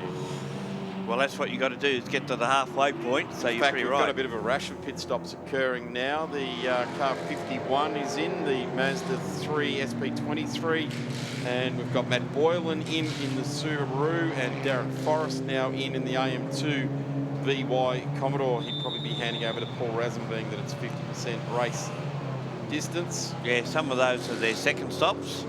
Obviously the ones like the number 19 we're looking at the moment are on their first stop. Clay Eckhart will hand over to David Ayres. So on this theory, you would think that they get through to the end, but certainly last night we've seen that most of them needed fuel. Yes, they did. The 19 car, just as it has done through its entire racing career, just trundling back out on the track, rejoins, brings home the results. Of course, we know that the Sharon guys have won multiple titles with that car in B1, and in fact contended for the the main outright run there a couple of years ago in that car as well. So he's been a really good servant to the Shannons Racing guys. Wow, that was a really keen get out of the car by Beric Linton. So race leader into the lane, and only Justin got the race lead back again, and Tim Lay now gets in the car. Now we're going to see how the battle heats up. Tim Lay, very quick driver there, the Lay Auto Group sticker emblazoned over the back of that car. Still no rear window in that car, and I would suggest you're on a fair wait from BMW Australia to get that shipped to Queensland out of Mulgrave in Melbourne, where the parts depot is. I would suggest that Beric Linton has some really good tyres with BMW. You'd have to suggest so, yeah. So he would be pretty right there. Apparently, Tim Lay does suffer a little bit from car sickness, and it was one of the reasons why they had to run with the windows down so they wouldn't get too fumy. Obviously, hadn't been driving with you and got the sickness from that gas, or your racing career has probably done it. Hearing about it would be enough to make you sick. It makes me sick too, so don't worry about it.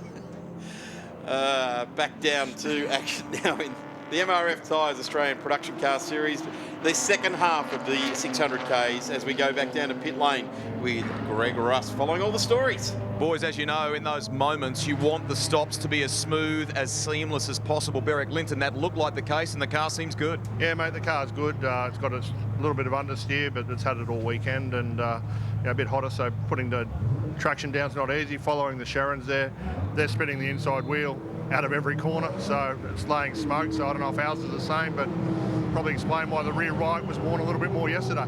Your co-driver was always quick-witted, Timmy Lay. Was there any funny little exchanges, and what were the words to him as he set off there a minute ago? Mate, he jumped on the radio and told me to keep pushing, and I was doing a good job, which is unusual for him to say that to me. But you're right, he's full of one-liners, so I might get on the radio now and give him a bit. Good on you. Thank you. Thanks, mate. Cheers.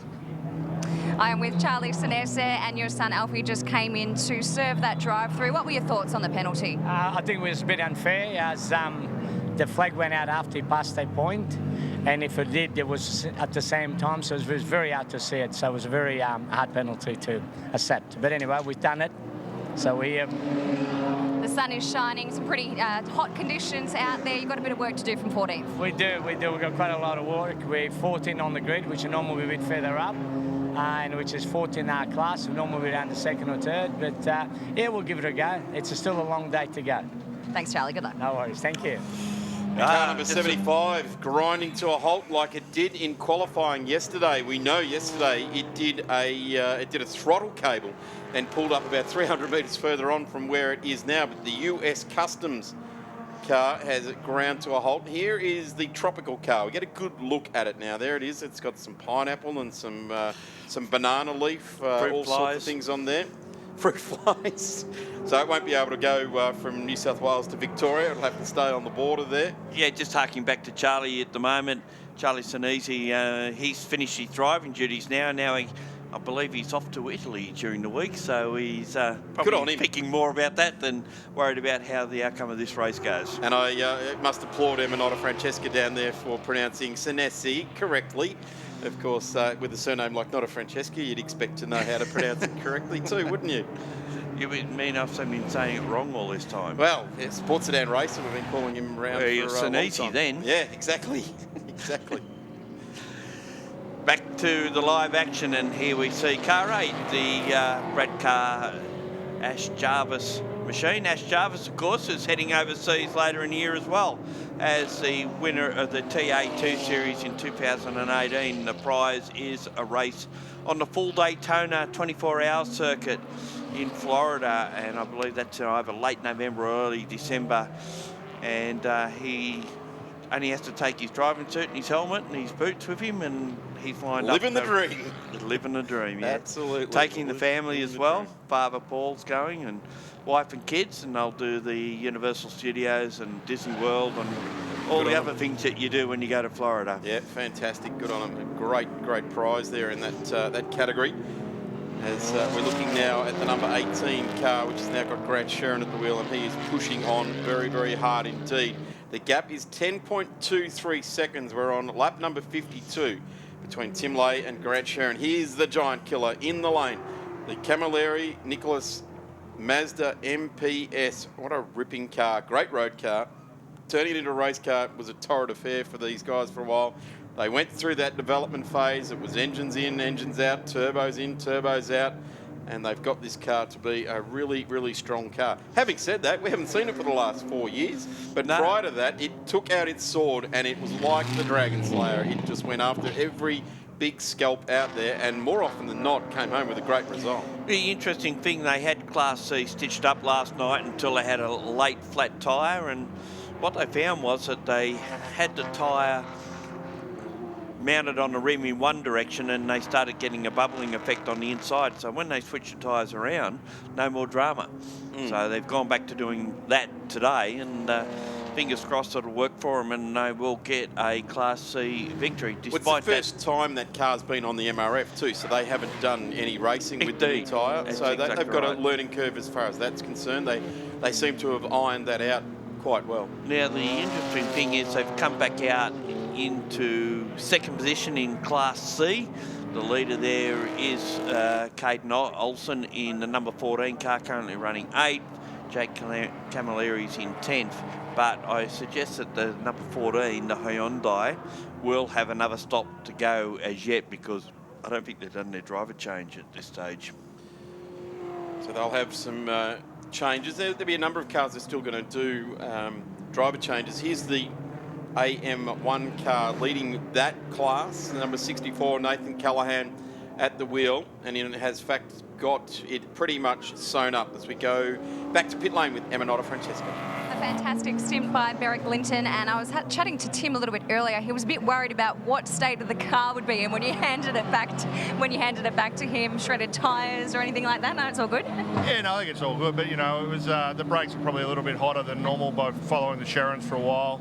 And, hopefully the tyres are a smoking wreck for him. He's given me enough trouble, got us a BOP at Bathurst the last 2 years when you tell him to manage the lap time and he can't do it. So it's his turn to have a bit of fun.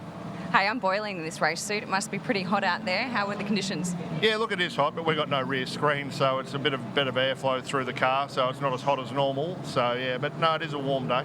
Thanks, Beric. Good luck. Thank you. So, news from the pit lane is that Emma Francesca's hot. So take away from that what you will. Yeah, but, well, good I to don't see think Beric she needed to tell us. Yeah, good to see Beric Linton and Tim Lay keeping the humour in their garage up to fever pitch, as they always do. Tim Lay, as I've mentioned before, a fantastic race driver, but certainly loves to play the game amongst the pit lane, that's for sure. Here's our A2 class leader in Josh Ben. They've done one stop. They still have a driver change to come with Hodges getting into that car. So that's a good effort from them. They're battling against the Mustang at this stage. That's their primary target. Obviously, they'd like to win the race as well. In the meantime, the gap between the two leading BMWs is 11.5 seconds. It's just eased out a bit. Yeah, and Ben, of course, this is car that's placed third outright at the moment. Nathan Callahan in 4th in the HSV Club Sport, leading AM1. And Kearns and Colby Cowan coming up behind him in the Mustang GT. The car that's currently sitting third in the 2019 Team Awards points is sitting there in 8th in this race, leading C1. The next car on the road is Dimitri Agathos in the B1 car. You'd expect that to come on through at some point. And then it's Jake Camilleri and then Alfie Sinesse out there as well in the number 15. So the Class C cars bunched up 8th, 10th and 11th, 12th and 13th. So, as always, Class C is going to be a battle royale all the way to the end. I think we picked it even back in qualifying when they had the split qualifying sessions with C and D qualifying on their own. We said at that stage, this is the most competitive class we have. And we did see that, and it was only really decided very late in the races to who was eventually going to come out and win. Here we have a Class B2 car, that's the Commodore SSV, and that's just been ticking it over. Started out of pit lane today with Darren Forrest and Paul Razum sharing the driving duties of that. Tim Needham now in the lane again. Unfortunately, the Mazda has been in just a couple of laps ago, the Mazda 3 SP23. Mazda being represented nicely with a couple of cars on the grid here this weekend. with and a couple of cars that are getting probably just a little bit long in the tooth compared to some of the other ones around them. Here's the Renault Megane on screen, on-spec car. Josh Ben in now, number 5 car for the second stop. So that's in quick succession as well, Gary, that car's come in. Nathan Callahan now coming into the pits as well. So we've got a little bit of movement starting to happen. Nathan in out of position 4, Josh Ben in out of position 3. And they were running a lap astern of each other. You were talking about the Class D Mazda coming in. It came in on lap 49 and then it's back again. So it was leaders lap 49, so it was probably about 2 or 3 laps ago.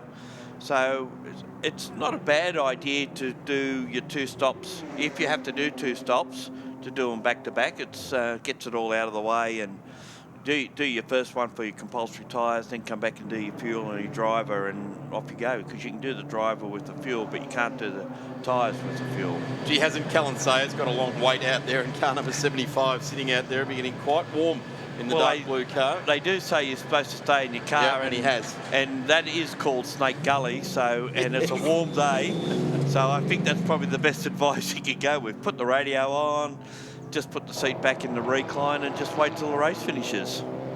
Looks like your ride home's arriving, Gary. Helicopter's arriving on the hill as we speak. Right home. Got an early knock-off today for Gary O'Brien. No, I've got to stay to the end, unfortunately. Working on the brakes. Looking on the brakes here of Josh Ben's car. They're looking very, very closely at that right front. And if they're going to do the right front, they're going to need to give the left front some attention as well. So very, very hot inside that wheel arch right now. I do not envy those guys down there. In fact, that guy there used to have shoulder-length hair. It's that hot. He's now got a crew cut. It's all the hot race brakes. They can be doing disappointed. pads, it looks like they're just bleeding the brakes on that car. Well, that's very hard to do on hot brakes. It really is. They pulling new. No, looks like they're doing pads. Time getting those ones out. They're probably weren't expecting to. Yeah, pads getting changed. So that's a big call to do pads. Well, the pad. Oh no, they're the cold pads that he's got in his hand there. So that's a new pad. It'll be interesting to see. There's your lift home, Gary. Just arriving on time. Coming around.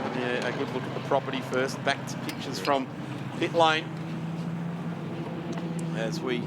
They're already down to just nearly 3 minutes in stops. They'd be very hot pads coming off that one. Yeah, I don't envy helicopter going to land. Don't envy these guys at all. This is hard work. Having to do that on a Lamborghini Diablo at the Sandown 500 nearly 20 years ago was not a pleasant task. When someone's wanting you to do it as fast as possible. Yeah, and do it quick, man. We've got to win this race. What are you doing? Yeah, exactly. What are you doing? We give you some fireproof gloves. They're guaranteed to be heat-proof. Yeah, right. So, continuing on. This car led about 20 laps of the race, the JRZ little black box outfit. And them and Hodges. So, it's just Hodges will be slung behind the wheel. Here's a battle. No. Is this Camilleri unlapping himself? No, that's putting another lap on. On the 15. Sorry, the other team car. The other team car leads. They're just across the start-finish line, so they're not that far behind them really. And still having dramas with this. This is a real shame. These guys, I'm pretty sure this wouldn't have been planned. The race is not that long that you'd go, right, we're going to need to do brake pads, but certainly left front tyre-wise is the big wearer, and putting a new MRF on that left front.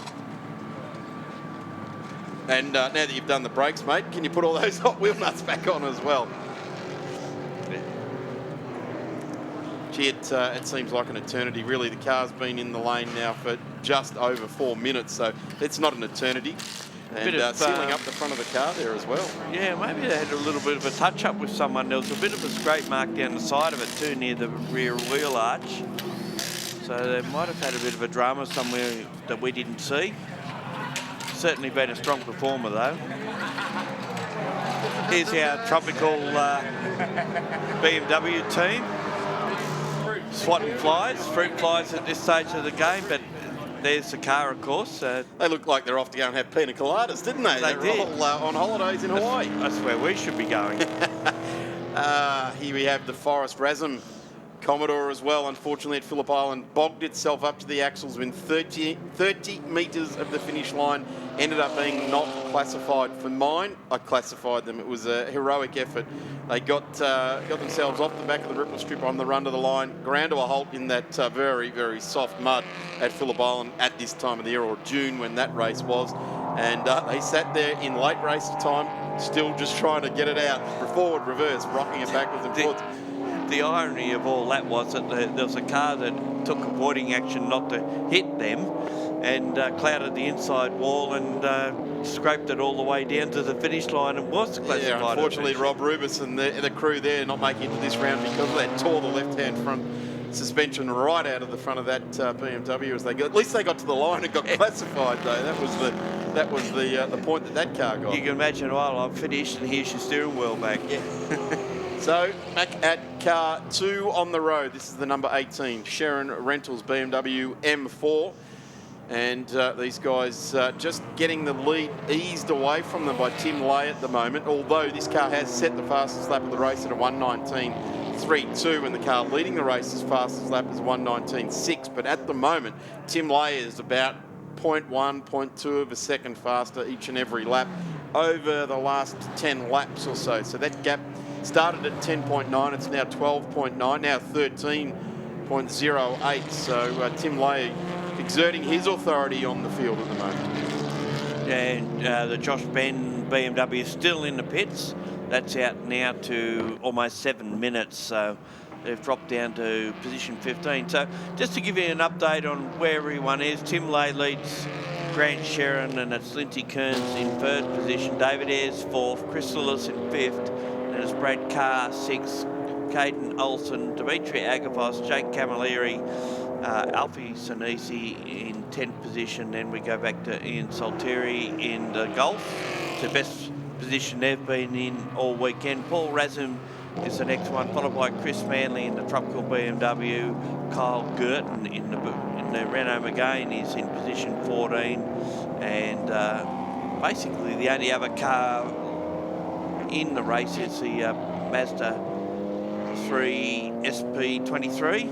Tim Lay, our race leader, this magnificent dark blue factory BMW M3. Wouldn't like one of those in your shed at home. Absolute rocket ship.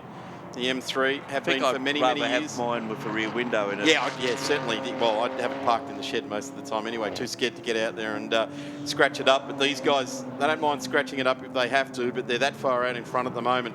The only scratches they're going to get is stone chips of catching the car in front. The number 5 car exiting the pits. So that ended up a long, long stop there. 8 minutes. When you think about that, you drop your BMW into the local dealer and you come back, you drop it off at 8 in the morning, you come back at 5 at night and it's only just ready. They've done it in 8 minutes, those Class guys. C, class leader in the pits. This is Caden Olsen, who will hand over to Frank Marmarella.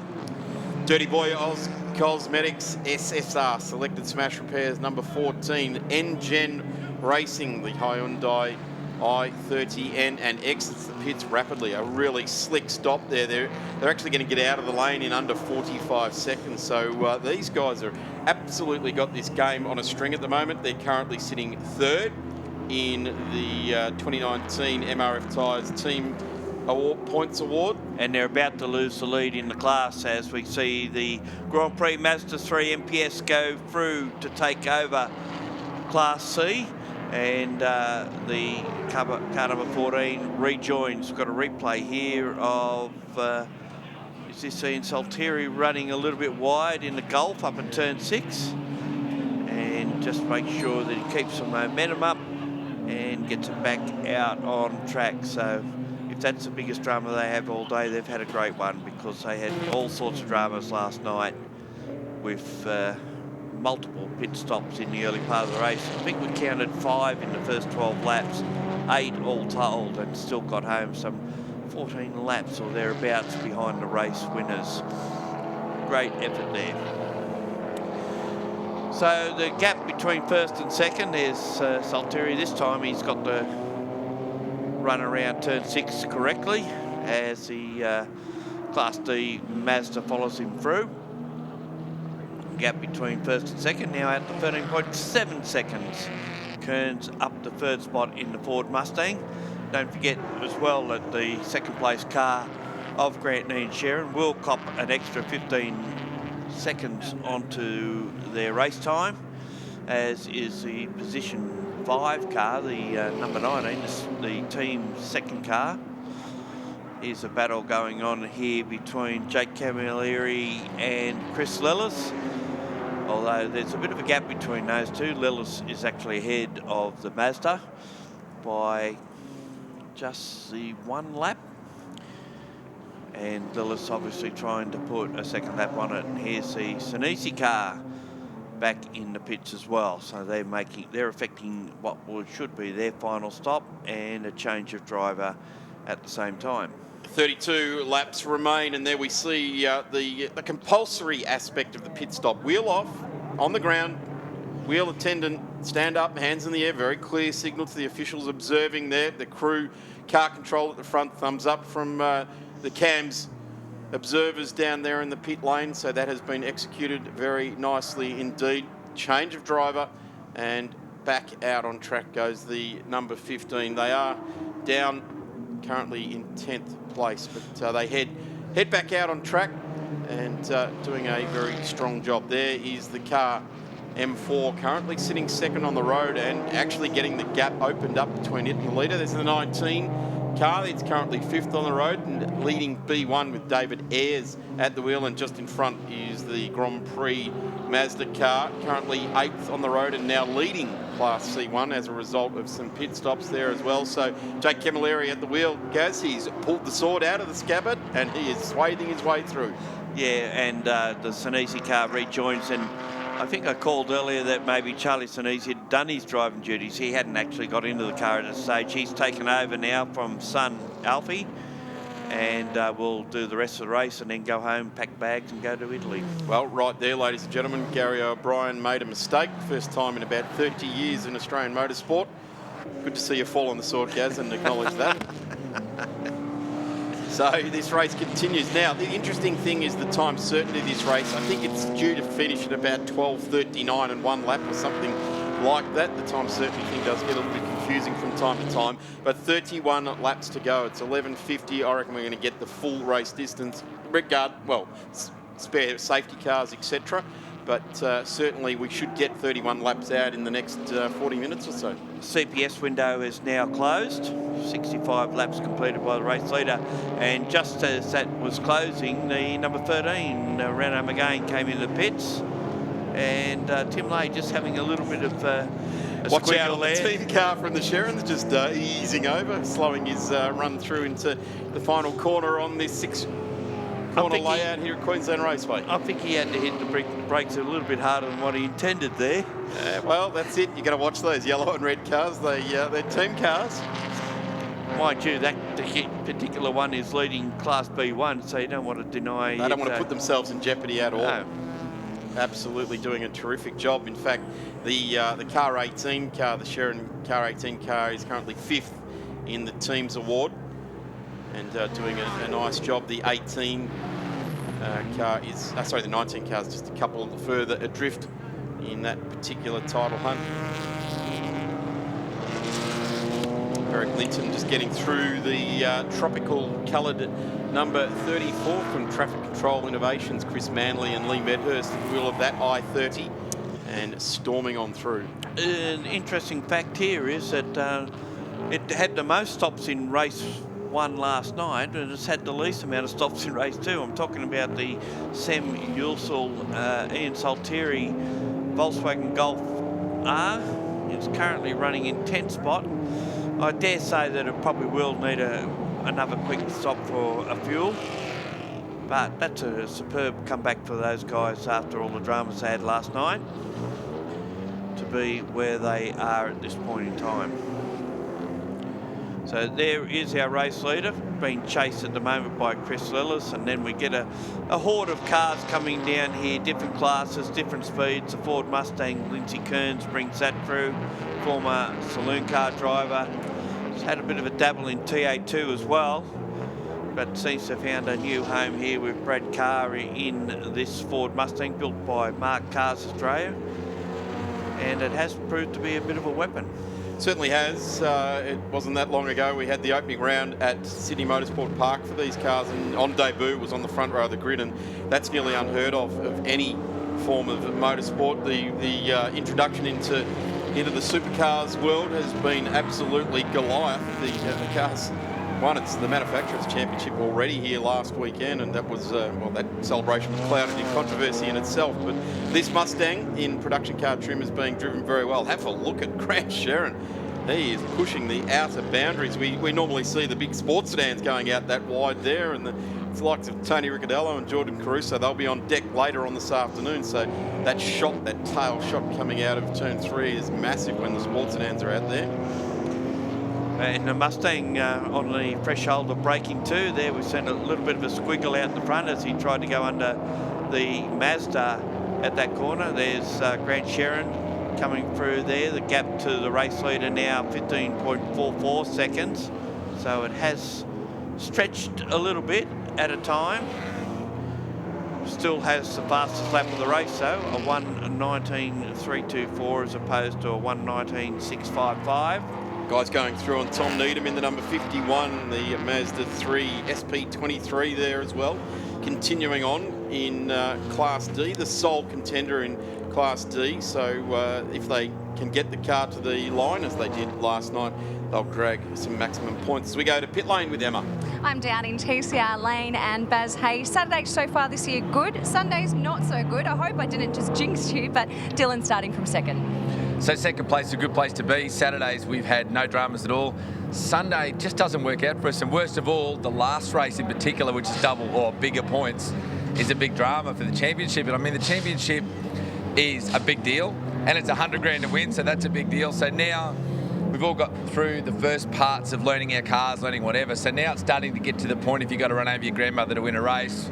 Well, it's bad news for Granny, I guess. So we just get to fight tooth and nail and just get our way back and just, have the long-term goal in tune, but still try and rack up the good results consistently. Because the biggest thing is with these cars is that you see the lead change and whatever, because you lose concentration. Even the good drivers like, Garth Tander, drop concentration 1 minute, they bite you, you're out in the grass, lead change. So keeping on it, keeping the consistency, that's the secret. Thanks, Baz. Good luck. Thank you. So car number 14 getting a meatball flag. I think that was the black flag, wasn't it? No, it was the meatball flag. So okay. a mechanical concern for Caden Olsen, who's in the lane now, and has just been attended to down there. So we're not quite sure what the meatball was for. So that's the mechanical flag. It's nothing to do with driver contact. They've drawn the attention of the officials, and they've come down the lane. They've stopped in their bunker. Couldn't quite see from our vantage point what was going on, but certainly continuing on back out in the race there. So no real concern for the continuance. And fortunately held on to second position in Class C. But chances of winning that now would have diminished somewhat, because this particular car we see on screen, the blue number 36 Grand Prix Mazda 3 MPS, has the lead, as we see, the two Sherrin cars, both with 15-second penalties hanging over their head, and both going very well at the moment. The 18, of course, second in class and second outright. The 19 leading B1. Its adversary there is the Subaru, which is now looking likely at least a lap behind, maybe a little bit more. I like David Ayres' attitude there, even though it's the team car, and I'm sure they've been notified on the radio. Yeah, I'm going to hold the fast line. You go down the inside. There you go. Race currently second in the race there, so trying to just keep the momentum flowing. They've got that 15 seconds hanging over their head. The next car is only 2 spots back to Dimitri Agathos in B1, so they're hanging on for that result. And in fact, it's about 20 seconds between them, so they do need to push on. David Ayres does need to really push on in that number 19 Sherrin Rentals car. We see the Brad Carr entry with Ash Walsh doing the early stint coming through. They've steadily climbed up. They're up to position 5, just putting a lap on the Class C leading Mazda. As Tim Lay comes through, that gap to between 1 and 2 is now out to 19.2 seconds, so just steadily pulling away. Let's have a look at the gaps between our race leaders in the order they're currently running. Tim Lay leading in the M3 by 19.3 seconds. He's eased that out from 10.9 about 20 laps ago. Grant Shannons now at the wheel of the M4, and he's got a gap from Lindsay Kearns out over 1.17 minutes there as well. So that's a handy lead there as well. The gap I'm interested in right now is between Ayres and Agathos. So that is the B1 cars, the 135i versus the Subaru WRX, the legendary WRX, and doing a strong job as it thumps down. Actually, I think they're on the same lap, but there's about a quarter of a lap between them, maybe a bit more. It's an interesting battle. We'll get those gaps back up on the screen in the next minute or two, and we'll drill down a little bit more on that, because that really is quite intriguing how that B1 battle will go, and also the C1 class as well, now being led by Camilleri with Caden Olsen, Ian Saltieri, Manley, Senesi and Girton all lining up in C1 for the result there. Ford Mustang with Lindsay Kearns at the wheel puts another lap on Chris Lillis in HSV Club Sport. Two different classes, but both very much traditional V8s. Front engine, mid gearbox, no forced induction. No, so NA operators, and the Mustang Coupe found its way onto the Australian roads via Ford Australia 3 years ago now. It's been a runaway success story for them. And certainly, wouldn't say a runaway success in production cars, but certainly a very, very strong start to its career in production cars. There they see them, the 135i, the car that led this race for quite a while, car number 5, is resumed with Simon Hodges at the wheel, after Josh Ben had done such a good job early and unfortunately had that drama with the left front brake, changing that pads. Here comes Grant Shannons through this bit of traffic as well, trying to not let the gap ease out too more. It's now just gone to under 22 seconds, so Tim Lay is absolutely laying it down here. Exactly what they did in the fight in the night last night, and he is just commanding the respect of the entire field at the moment. Interesting too that Kearns and Cowan are in third spot. They finished second last night and they were on the lead lap, but they that may be due to the early safety car we had then, caused by this car that's actually moving up on them as we speak.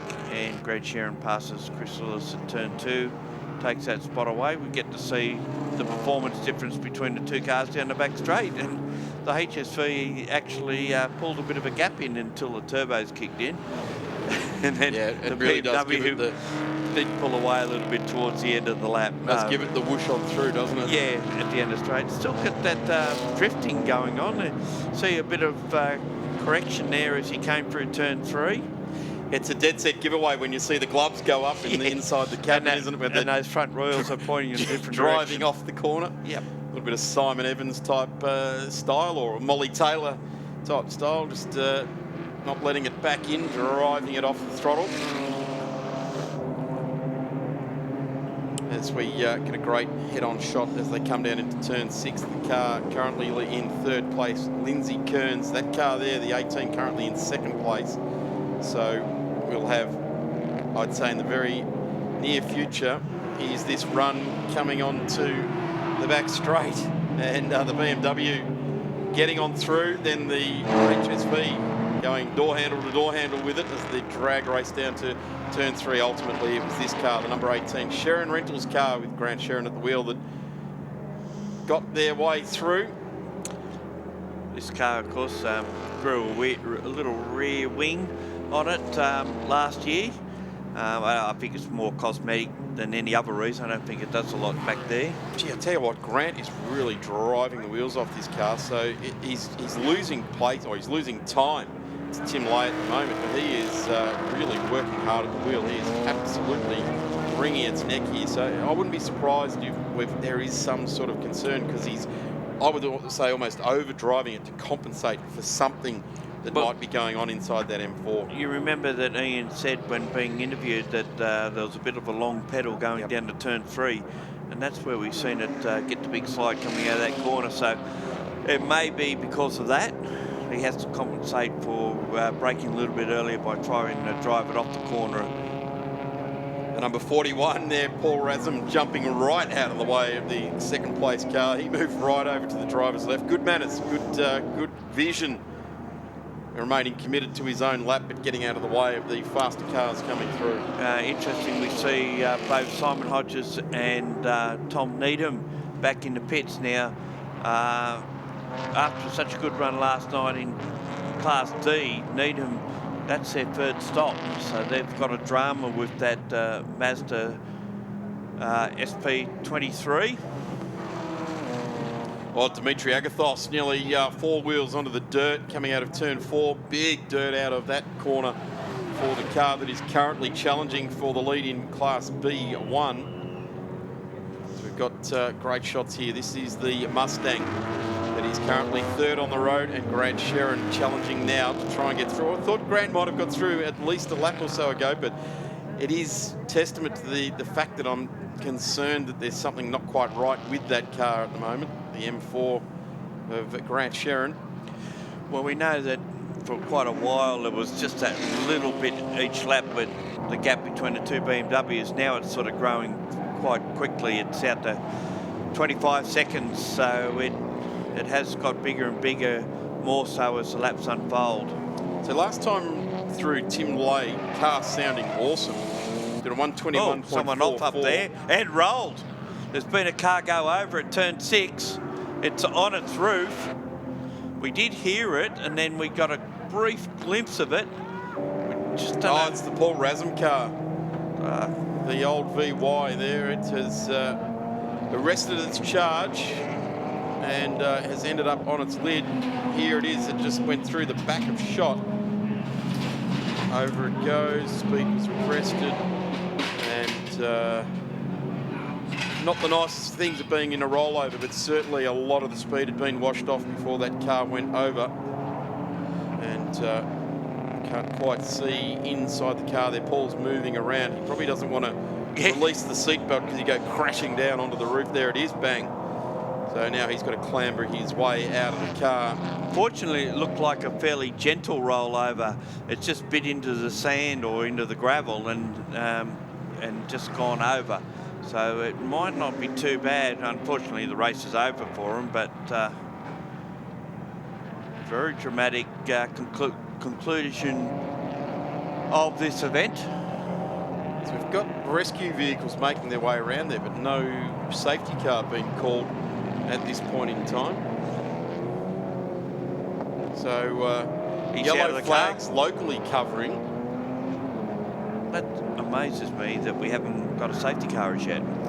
And he's a little bit dazed and confused. Someone probably wants to grab him and point him back over towards the tyre wall rather than wandering over to the track. There's a fiery. Shaken, not stirred. Thank you, 007. And that's quite sad there. And just off the inside of the shot here, as the cameraman pans out, there it goes. In slow motion, looks all very gentle. It'll be interesting to see that in real time.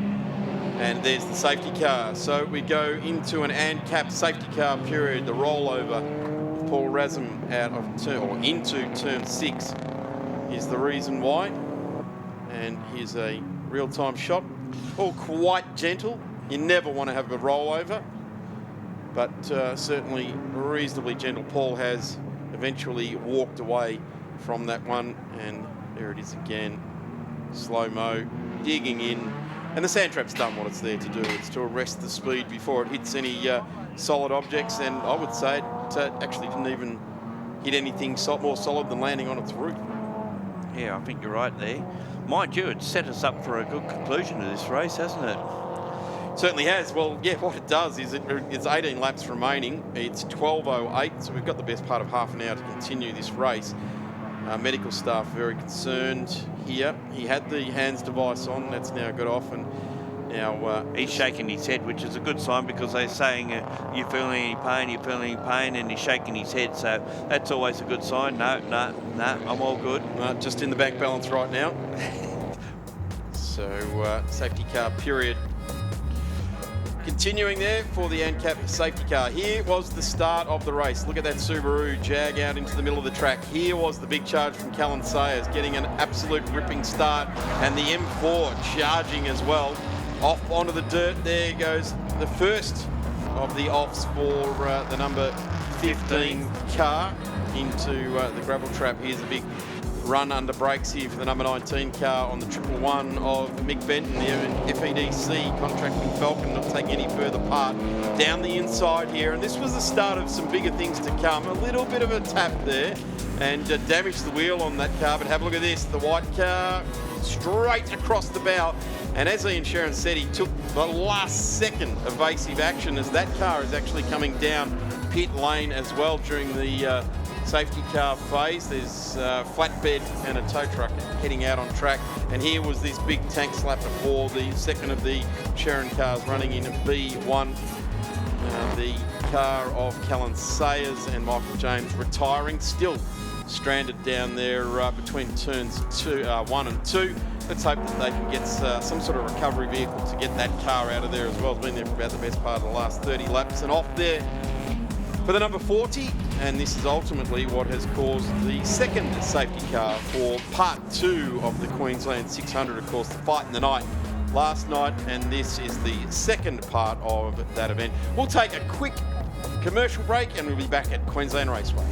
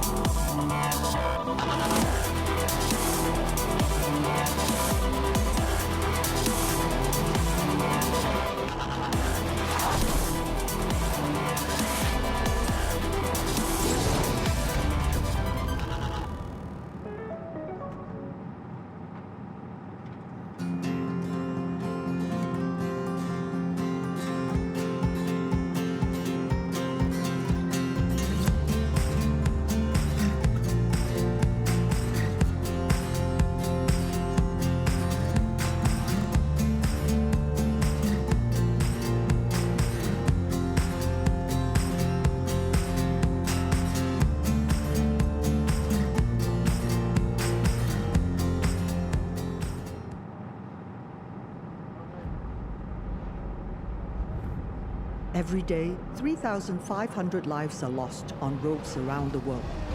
Driving can be dangerous, but there are simple rules we can follow that will make our roads safer and save lives.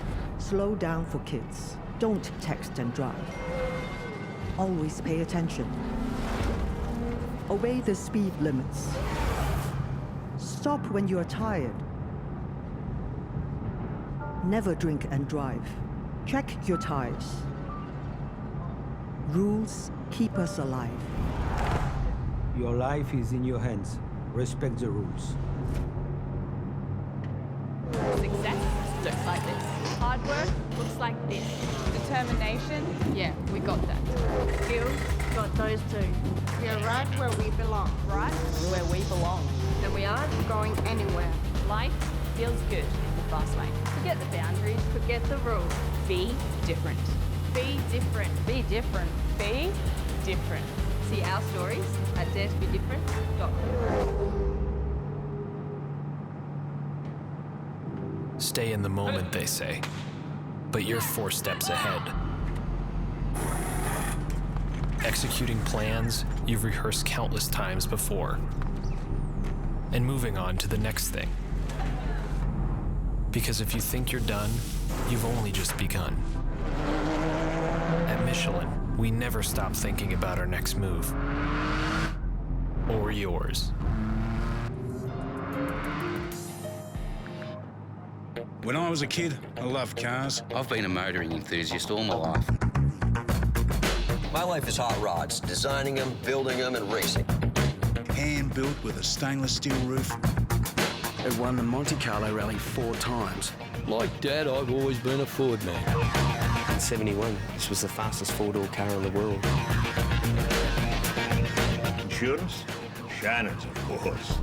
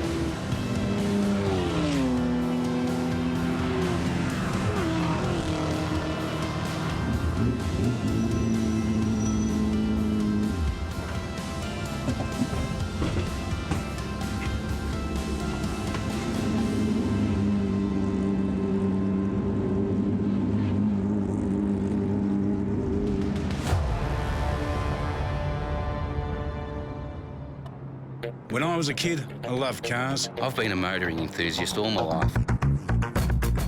My life is hot rods, designing them, building them, and racing. Hand built with a stainless steel roof. It won the Monte Carlo Rally 4 times. Like Dad, I've always been a Ford man. In 71, this was the fastest 4-door car in the world. Insurance? Shannons, of course.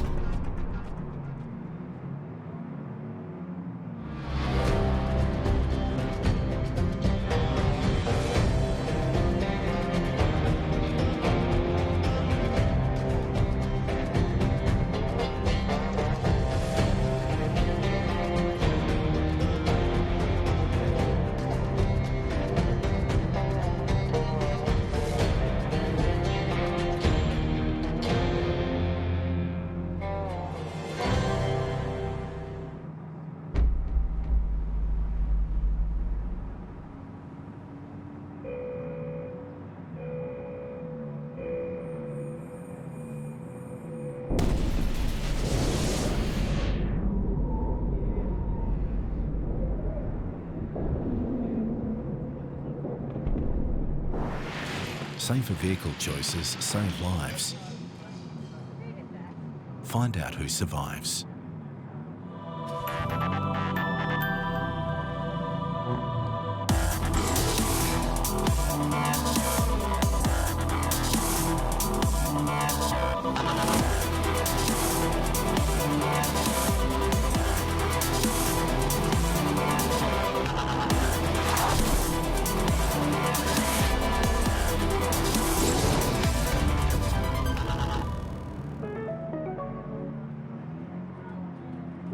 Stay in the moment, they say.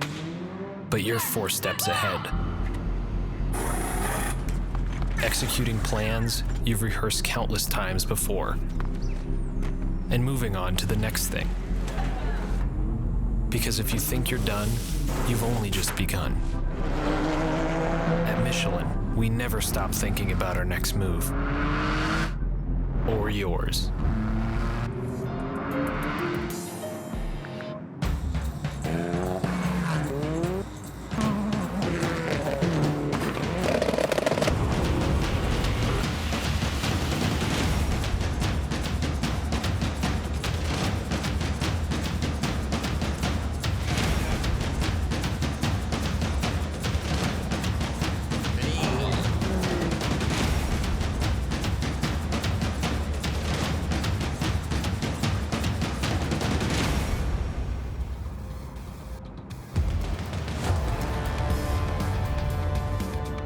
Welcome back to Queensland Raceway. We're about to go racing again for production cars for this endurance race. But in the meantime, just thought I'd catch up with Darren Forrest because unfortunately there was a rollover for Paul. We're just assessing the damage on that car now. But firstly, is he A-OK? Yeah, the main thing is Paul's okay. He's gone to the medical. I just spoke to his Mrs. Michelle and she said, yeah, he's fine. So that's the main thing. A few scratches, nothing too major. We're not too stressed about the damage on the car. It's all good. So, yeah, I think he just ran out of brakes. We're struggling with brakes all weekend. And yeah, 5 laps quick, 2 laps slow sort of thing all weekend we've been doing, and unfortunately, yeah. Now, your background is usually in speedway, so how have you enjoyed racing these cars? Well, yeah, we love it. Like, it's, unfortunately, we end up in the dirt and on our roof like we do at speedway as well a bit, but yeah, we're loving it. It's great. Great. Thanks, Darren. Thank you. Was that okay? Thank you very much, Emma. Yeah, that's okay, mate. You've done a terrific job talking down there. Tremendous effort. I'll tell you what, just coming out of that ad break as well. Back Eureka Rush Rally, 24th, 25th of August up at Ballarat. It's going to be an amazing round of the ARC. Looking forward to that one very much. We're under safety car, the ANCAP safety car period, and of course the I-30N, our safety car for the Shannons Nationals for the 2019 season. The official car supplier for the safety car this season, and that I-30N 2-litre turbo engine, max power 202 kilowatts, class leading performance there, 378 newton meters, adaptive suspension, ELSD, electronically controlled limited slip diff, active variable exhaust system, so you get that nice rumbling note when you want it out on track. And one of the really good things about this particular car is that it does come with a track warranty. So you've got the Hyundai 5-year unlimited kilometre warranty also covering track use. And I'm not too sure that there's any other manufacturer, I'll be corrected on that, but I'm pretty sure that's the only manufacturer that offers that. The ANCAP safety car period, of course, the Australasian New Car Assessment Program, more commonly known as ANCAP Safety, is Australia's independent vehicle safety authority. So ever since 1993, ANCAP has published all the independent safety ratings for thousands of new vehicles, makes, models and variants. And these independent safety ratings are used to compare the relative safety between vehicles of similar size and become a critical factor in vehicle selection for private and fleet usage these days. So check out ANCAP next time you are looking for your next new car. So the field is all condensed back up. We've picked up the race leader. We've got race leader and car 2 on the road. 2 cars further back is car 3 on the road. Gaz, the only iteration that really does need to be pointed out right here, right now, is that Tim Lay's on lap number 83. Grant Sherrin and Lindsay Kearns are on lap 82. So Tim Lay is in a very strong position. Indeed. So, and even behind them, we've got Chris Ellis on lap 81, followed by Brad Carr, David Ayres, and Dimitri Agafos. So we've got 4 cars battling it out for what potentially could be 4th spot. Absolutely. So car 23 on 83 laps, car 18 and 25 on 82, and then the next 4 cars, Chris Ellis, Brad Carr, David Ayres, and Dimitri Agathos on 81 laps. Then it's the Giant Slayer on 80, the C1 car, and he's got a lap lead over Cade Olsen in the 14 Hyundai. So safety car has been withdrawn, and there goes the green flag, and the Hyundai's looking to get out of the way. They know that that Mustang's going to come charging, and it does. And they let the team car go through too. So the number 14 is well and truly in the contention, and will need every advantage it possibly can to challenge Jake Camilleri towards the end of this race. So good move there by the Hyundais to move over. First of all, the Mustang get through and then to let their lead car in this race through. Yeah, big battle going on now between Lillis and Carr. They're battling it out for 4th position, and their line astern, the HSV gets away from the BMW down the back straight. They're also got David Ayres chasing them as well, so plenty going on there. Unfortunately, Dimitri Agathos is at the back of the queue, so he's sporting them a little bit of a start in that battle for what effectively is 4th position in the outright stakes, of course, all in different classes. The big advantage with the long safety car period we've just had is that the big HSV has managed to cool everything down, get itself back to a normalisation process, and now press on for what is about 12 laps in this race. If we look at where they are, currently back in behind that Hyundai, you've got Lillis, Carr, then we've got Ayres, and now Dimitri Agathos will take that position off him, and that is a Class B1 lead as well. It is too. They've swapped that position, so David Ayres not being able to fight off Dimitri Agathos in the early return to racing here. Let's see if the Shannon 135i can go with Dimitri Agathos and maybe take it up over the remaining 11 laps in this MRF Tyres Australian Production Car Series. The MRF tyres holding very strong. We've hardly seen any being changed off, and there's certainly been no incidents caused by tyres. Well, Agathos has had a blinding restart because he was right at the back of that field. Now he's up, and we can see the car back there. It's about 1, 2, 3, 4, 5, 6 back in that queue, so it's done well, and that battle continues between those two B1 cars. In the meantime, we've got Lillis now trying to, well, he can't do much about the Mustang. Even if he gets past it, he's still behind it because it's a lap down. Tim Lay's actually got back on with the job, and he's driving away from Grant Sherrin in the M4 at the moment. That gap has opened up to 1 lap, and that gap we can see on screen right now between the dark blue car. Yeah, there's the daylight back to the Mustang. There's Lillis in 4th spot, Carr in 5th.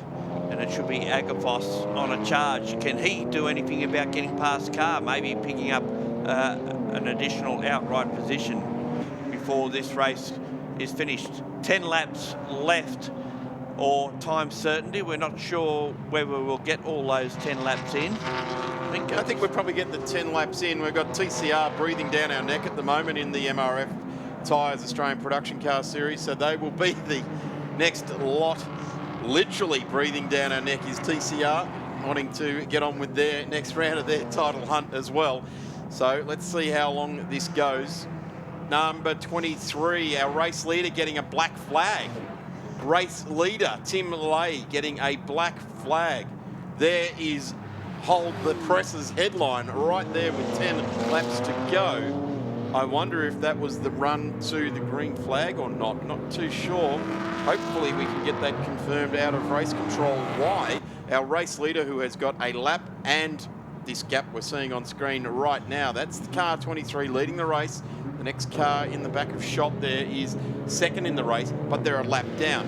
Trundle down the lanes about 42 seconds. Yeah, it'll certainly put the Sharrons back on the lead lap, but don't forget they've got 15 seconds to add to their time as well. Yeah. So it's still to play out. So they're going to be, they need to actually get the gap to Lindsay Kearns, not really Tim Lay, don't they? So at the moment, Lindsay Kearns is in the box seat for a second step on the podium as the 23 comes to the lane. Well, Lindsay Kearns is fair way behind the Sharrons. I don't think the Sharrons will lose that spot to Kearns. The way they're going, although they're on the same lap. So race leader now, 40 kilometres an hour down the pit lane. Be interested to know what that black flag was for. We couldn't see anything because he did hold them right to the line, basically. Yeah, and he didn't go until the green flag was waved. So let's just wait and see what we hear officially. So here is the Lillis Commodore. The gap back now to Lindsay Kearns has opened right back out. It's the battle actually now to the car behind of Brad Carr. And the interesting thing will be, they're a lap down on the Sharrons. So the Sharrons can easily lose out to Lindsay Kearns, but the other contenders are probably going to be a little bit too far back once that 15-second the 3 cars fighting it out for 4th spot were covered by probably about 3 seconds at the moment, so not much in it. They're going through turn 4 as we speak, There is the car currently in 7th position. He's the one that trails the others. So in real terms, our race leader now has exactly 1 minute and 25 seconds lead over car 2 on the road. The number 18 Shannon car, Grant Shannons, now got some clear air, but still not being able to punch out those 1 minute 19s that they were earlier on in the race. That long pedal that plagued Ian's stint at the end of his stint is obviously giving Grant the heebie-jeebies, and part of that was a bit of pad knockoff going down into turn 3, as we heard Ian say. He just needs to tap those pads back out. So what happens is, as the car turns into a corner, the pads get pushed back in by the forces that the disc is applying to them. And when you go to put your foot on the brake, the pads are too far out from the discs and the pedal goes to the floor. So just giving the pedal a nice little tap. In fact, you can actually get on YouTube and hear Dick Johnson doing that. Big slide out of turn 3 for Grant Shannons. He's gunning it as much as he can. The gap is 53.5 seconds between he and Tim Lay in the lead. It's a fair bit, and you've got to add another 15 seconds to that as well. We've got less than 8 laps remaining if we go the full distance. So Callan Sayers is still sitting out on track 2, so he's in the number 75. He bombed out on lap number 49, so that's it seems like an age ago. You'd think someone would drop him out a drink or something, wouldn't you? I'm surprised we had to pick him up during that safety car period. But anyway, he's still parked up over there between turns 1 and 2 as Grant Shannons blazing away at it at 1:23.34. So Tim Lay now, he is just ticking the boxes to get to the end of this race here. Lindsay Kearns charging. Just in the other classes, in 8th position, Jake Camilleri has a lap up on Caden Olsen. Ian Saltieri in 3rd spot there. Chris Manley in 4th in the Tropical BMW. And Charlie Sinise and Kyle Girton round out the runners in C1. Have a look at C1 though. They occupy the positions between position 8 and 13, all line astern with each other. And then in 14th position is Tom Needham in the Class D Mazda. So effectively everyone else is out of the race. So at this stage we say there's 14 runners, and we've got there's the Callan Sayers car, been there since lap 49, parked up. So getting pretty hot inside that dark blue I wouldn't be getting out knowing the number of snakes that get out and around that area. I think I'd be very comfortable sitting in there. Absolutely. In Nicknamed 60 Snake degrees. Gully, isn't it? Yes. Between turns 3 and 4. As we watch the cars now coming through between turns 3 and 4. This is Chris Lillis in the AM1 car, leading that class. In fact, absolutely dominating, because Callan Sayers and Mick Benton taking no further part in this, so they just need to bring this in. And this is actually for line honours that we're looking at now. Yeah, those 3 cars are all battling it out for positions 4, 5 and 6. Race leader after his drive-through, Tim Lay, and he's not sparing the horses either, getting a bit of a wiggle under brakes into turn 6 there in the number 23. Tim Lay's the kind of guy that will absolutely wring the neck of the car all the way to the end of the race, and the fact that he was given a drive-through will have spurred him on somewhat. And he doesn't care, it's not his car, and as the boss did say, he's often brought it back in with everything fried. Or a steaming pile of BMW. Yeah. That's his job. Yep. And look, it all pales insignificance once you get that good feeling after a win, no matter what's going on with the car. It's what keeps you going in motorsport. You just need one win every 10 years to keep you motivated. 57.64 seconds, so the gap's gone out again as well. So each sector at the moment is about 2 to 3 tenths faster, and we can see that Grant Shannons has been battling a bit, and a long pedal, we said, in some of the tighter corners, in the hard braking area, and then a bit of a... The gap back between Tim Lay and Grant Shannons has come back significantly. It was out to 125, it's now 58. No, it's gone out because Tim did that drive-through penalty. Drive-through, yes, of course. Thank you, Gary. That's all right. Anytime.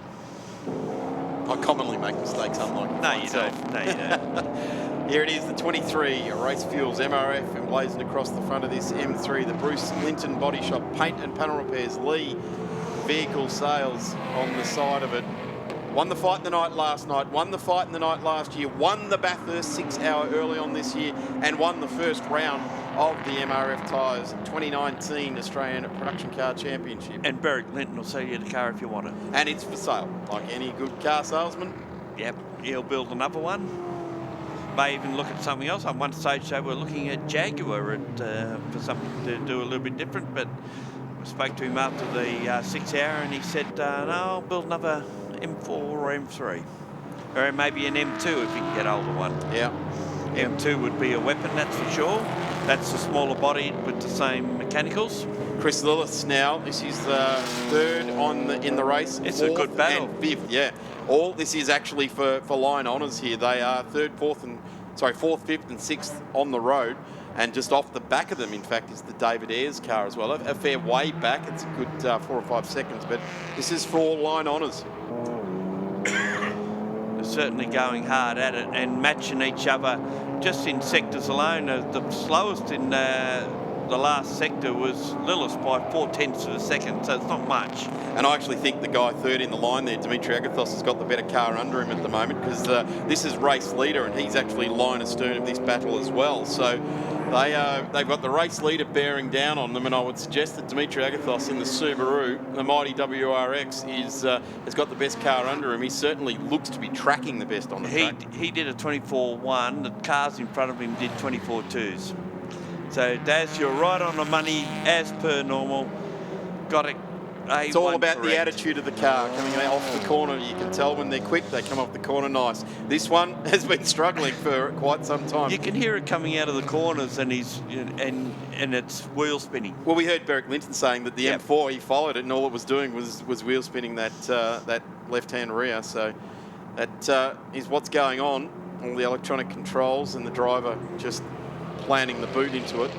Be interesting to see the condition of the rear tyres on there. I'm going to suggest they're probably just rubber bags at the moment. Yeah, that'll make a nice part of the next tyre bundle you see at some racetrack. Or a coffee table. Yeah. Put a bit of glass on top, smoked glass coffee table in the man shed. Man cave. Just gets out and puts another lap on the Class D Mazda. Tom Needham at the wheel at the moment. And a round of applause to the guys in Class D, that 51. It's hardly a brand new car. It's a SP23, Mazda 3 SP23. They've got a new car in the build. We'll see them in 2020, but getting back out at their local round and getting in the fight in the night as we just watch. Grant Shannons just putting on a display now. He's doing on a car control course. Well, we didn't have any drifting demonstrations at the Shannons National, so he thought we'd put one on for us. And you will see it again. Well, we were going to see it again out of turns number 3. Here's Salteri Sem Usul. Forgettable weekend for those guys. No, today's been good for them. Yeah, it has been. 10th outright. Only. Have a look at this. Our race leaders now coming up, and Dimitri Agathos has gone through on car now. Our race leader coming through. He didn't actually have to lap the field again, but he's just keeping his concentration up. Probably a bit angry about after that drive through, and now Dimitri Agathos is trying to tick the box for 4th outright, leading B1 nicely because David Ayres is a good 15 seconds further back as Berwick Linton looks down the inside of that Subaru with 3 laps remaining. Time certainty about 3 minutes. It'll be interesting to see how this one actually ends up playing out. Because as I said, we've got TCR Australia breathing down our necks, wanting to get their race underway. But have a look at this. Berwick Linton now wants to get through on the Commodore. There's absolutely no need for Berwick to be maintaining the rage that he is. But well, he's that's just... Tim Lay at the wheel. That's Tim Lay at the wheel. And that's how Tim goes about it. But he's going to have a torrid time trying to get through on the Commodore. They'll go side by side in turn 1. In fact, it's actually Chris Lillis that eases out of that. He got onto the brakes at about 200 out. Well, he's more concentrating on winning his class rather than battling a car that's putting a lap on him. And I'd suggest they're vehemently trying to hang on to 4th on the road as well, because here comes the full gas racing Dimitri Agathos. Yeah, so if we look at overall result in the outright situation, Lay and Linton will be our race winners. Second will go to Kearns and Cowan. And third, I dare say at this stage, looks like it's going to be Lillis and Callaghan. So it's a good solid all-round result for the HSV Club Sport. Remembering, of course, they had a race win down at Sydney Motorsport Park in one of the 4 one-hour races. Also had a good result down at Phillip Island. So consistency's been pretty good for them. And it was a big build program too. They've made a huge effort to get the car right. And here comes Brad Carr just dispatching with the 51 as well, putting it another lap down. I was saying about the Needham car, the number 51 Mazda, tremendous result, getting this car to the line in both races, really encouraging their new build program along to get it finished, and maybe even try and join on the end of this season with the new car to get a test run in at some point. So if Agafos can get past Lillis on the last lap, that may change. Well, I don't think he's quite close enough on points. Last lap now for the number 23. This has been a ripping weekend for the Bruce Linton Bodyworks car for Beric Linton and Tim Lay, taking a back-to-back fight in the nights yesterday here at Queensland Raceway for the first time being run in full night conditions. It was a twilight into the night race for the first 7 iterations of that particular race, and on the 8th running went to a full night race, finished at about 8:30 last night, and was a good run into the night. But here we go, have a look at this. Dimitri Agathos, he wants that 4th outright. Has nothing to do with class results in 2 separate classes. Actually, we might see a situation. There's 12 seconds between 2nd and 3rd. Add the 15 seconds to Grant Sherrin's time, and that'll drop them back to 3rd spot. It'll put the Mustang in 2nd place, that's for sure. Here comes Beric Linton to the Beric Linton car with Tim Lay at the wheel, sliding it into turn 6 for the MRF Tyres Australian Production Car Championship. Race 2 for this weekend, 600 grueling kilometres for production cars. And there's the checkered flag. Tim Lay greets the checkered flag for the 2nd time in 24 hours. In fact, almost 15 hours that they've done it. 2 300k races going the way of the BMW. And what a tremendous effort by this team. Tim Lay easing that car home. In fact, didn't ease it. He wringed its neck all the way to the finish line. Grant Sherrin will be the next one to the line, but then we'll got a 15-second penalty applied to that car, and the M4 is currently running up to turn 4. Streaming across the line now is Lillis, will beat home Agathos. That could have almost changed on the last lap. Then Brad Carr, David Ayres in 7th place. 8th is Jake Camilleri. There's our race winner, car number 23, coming around there.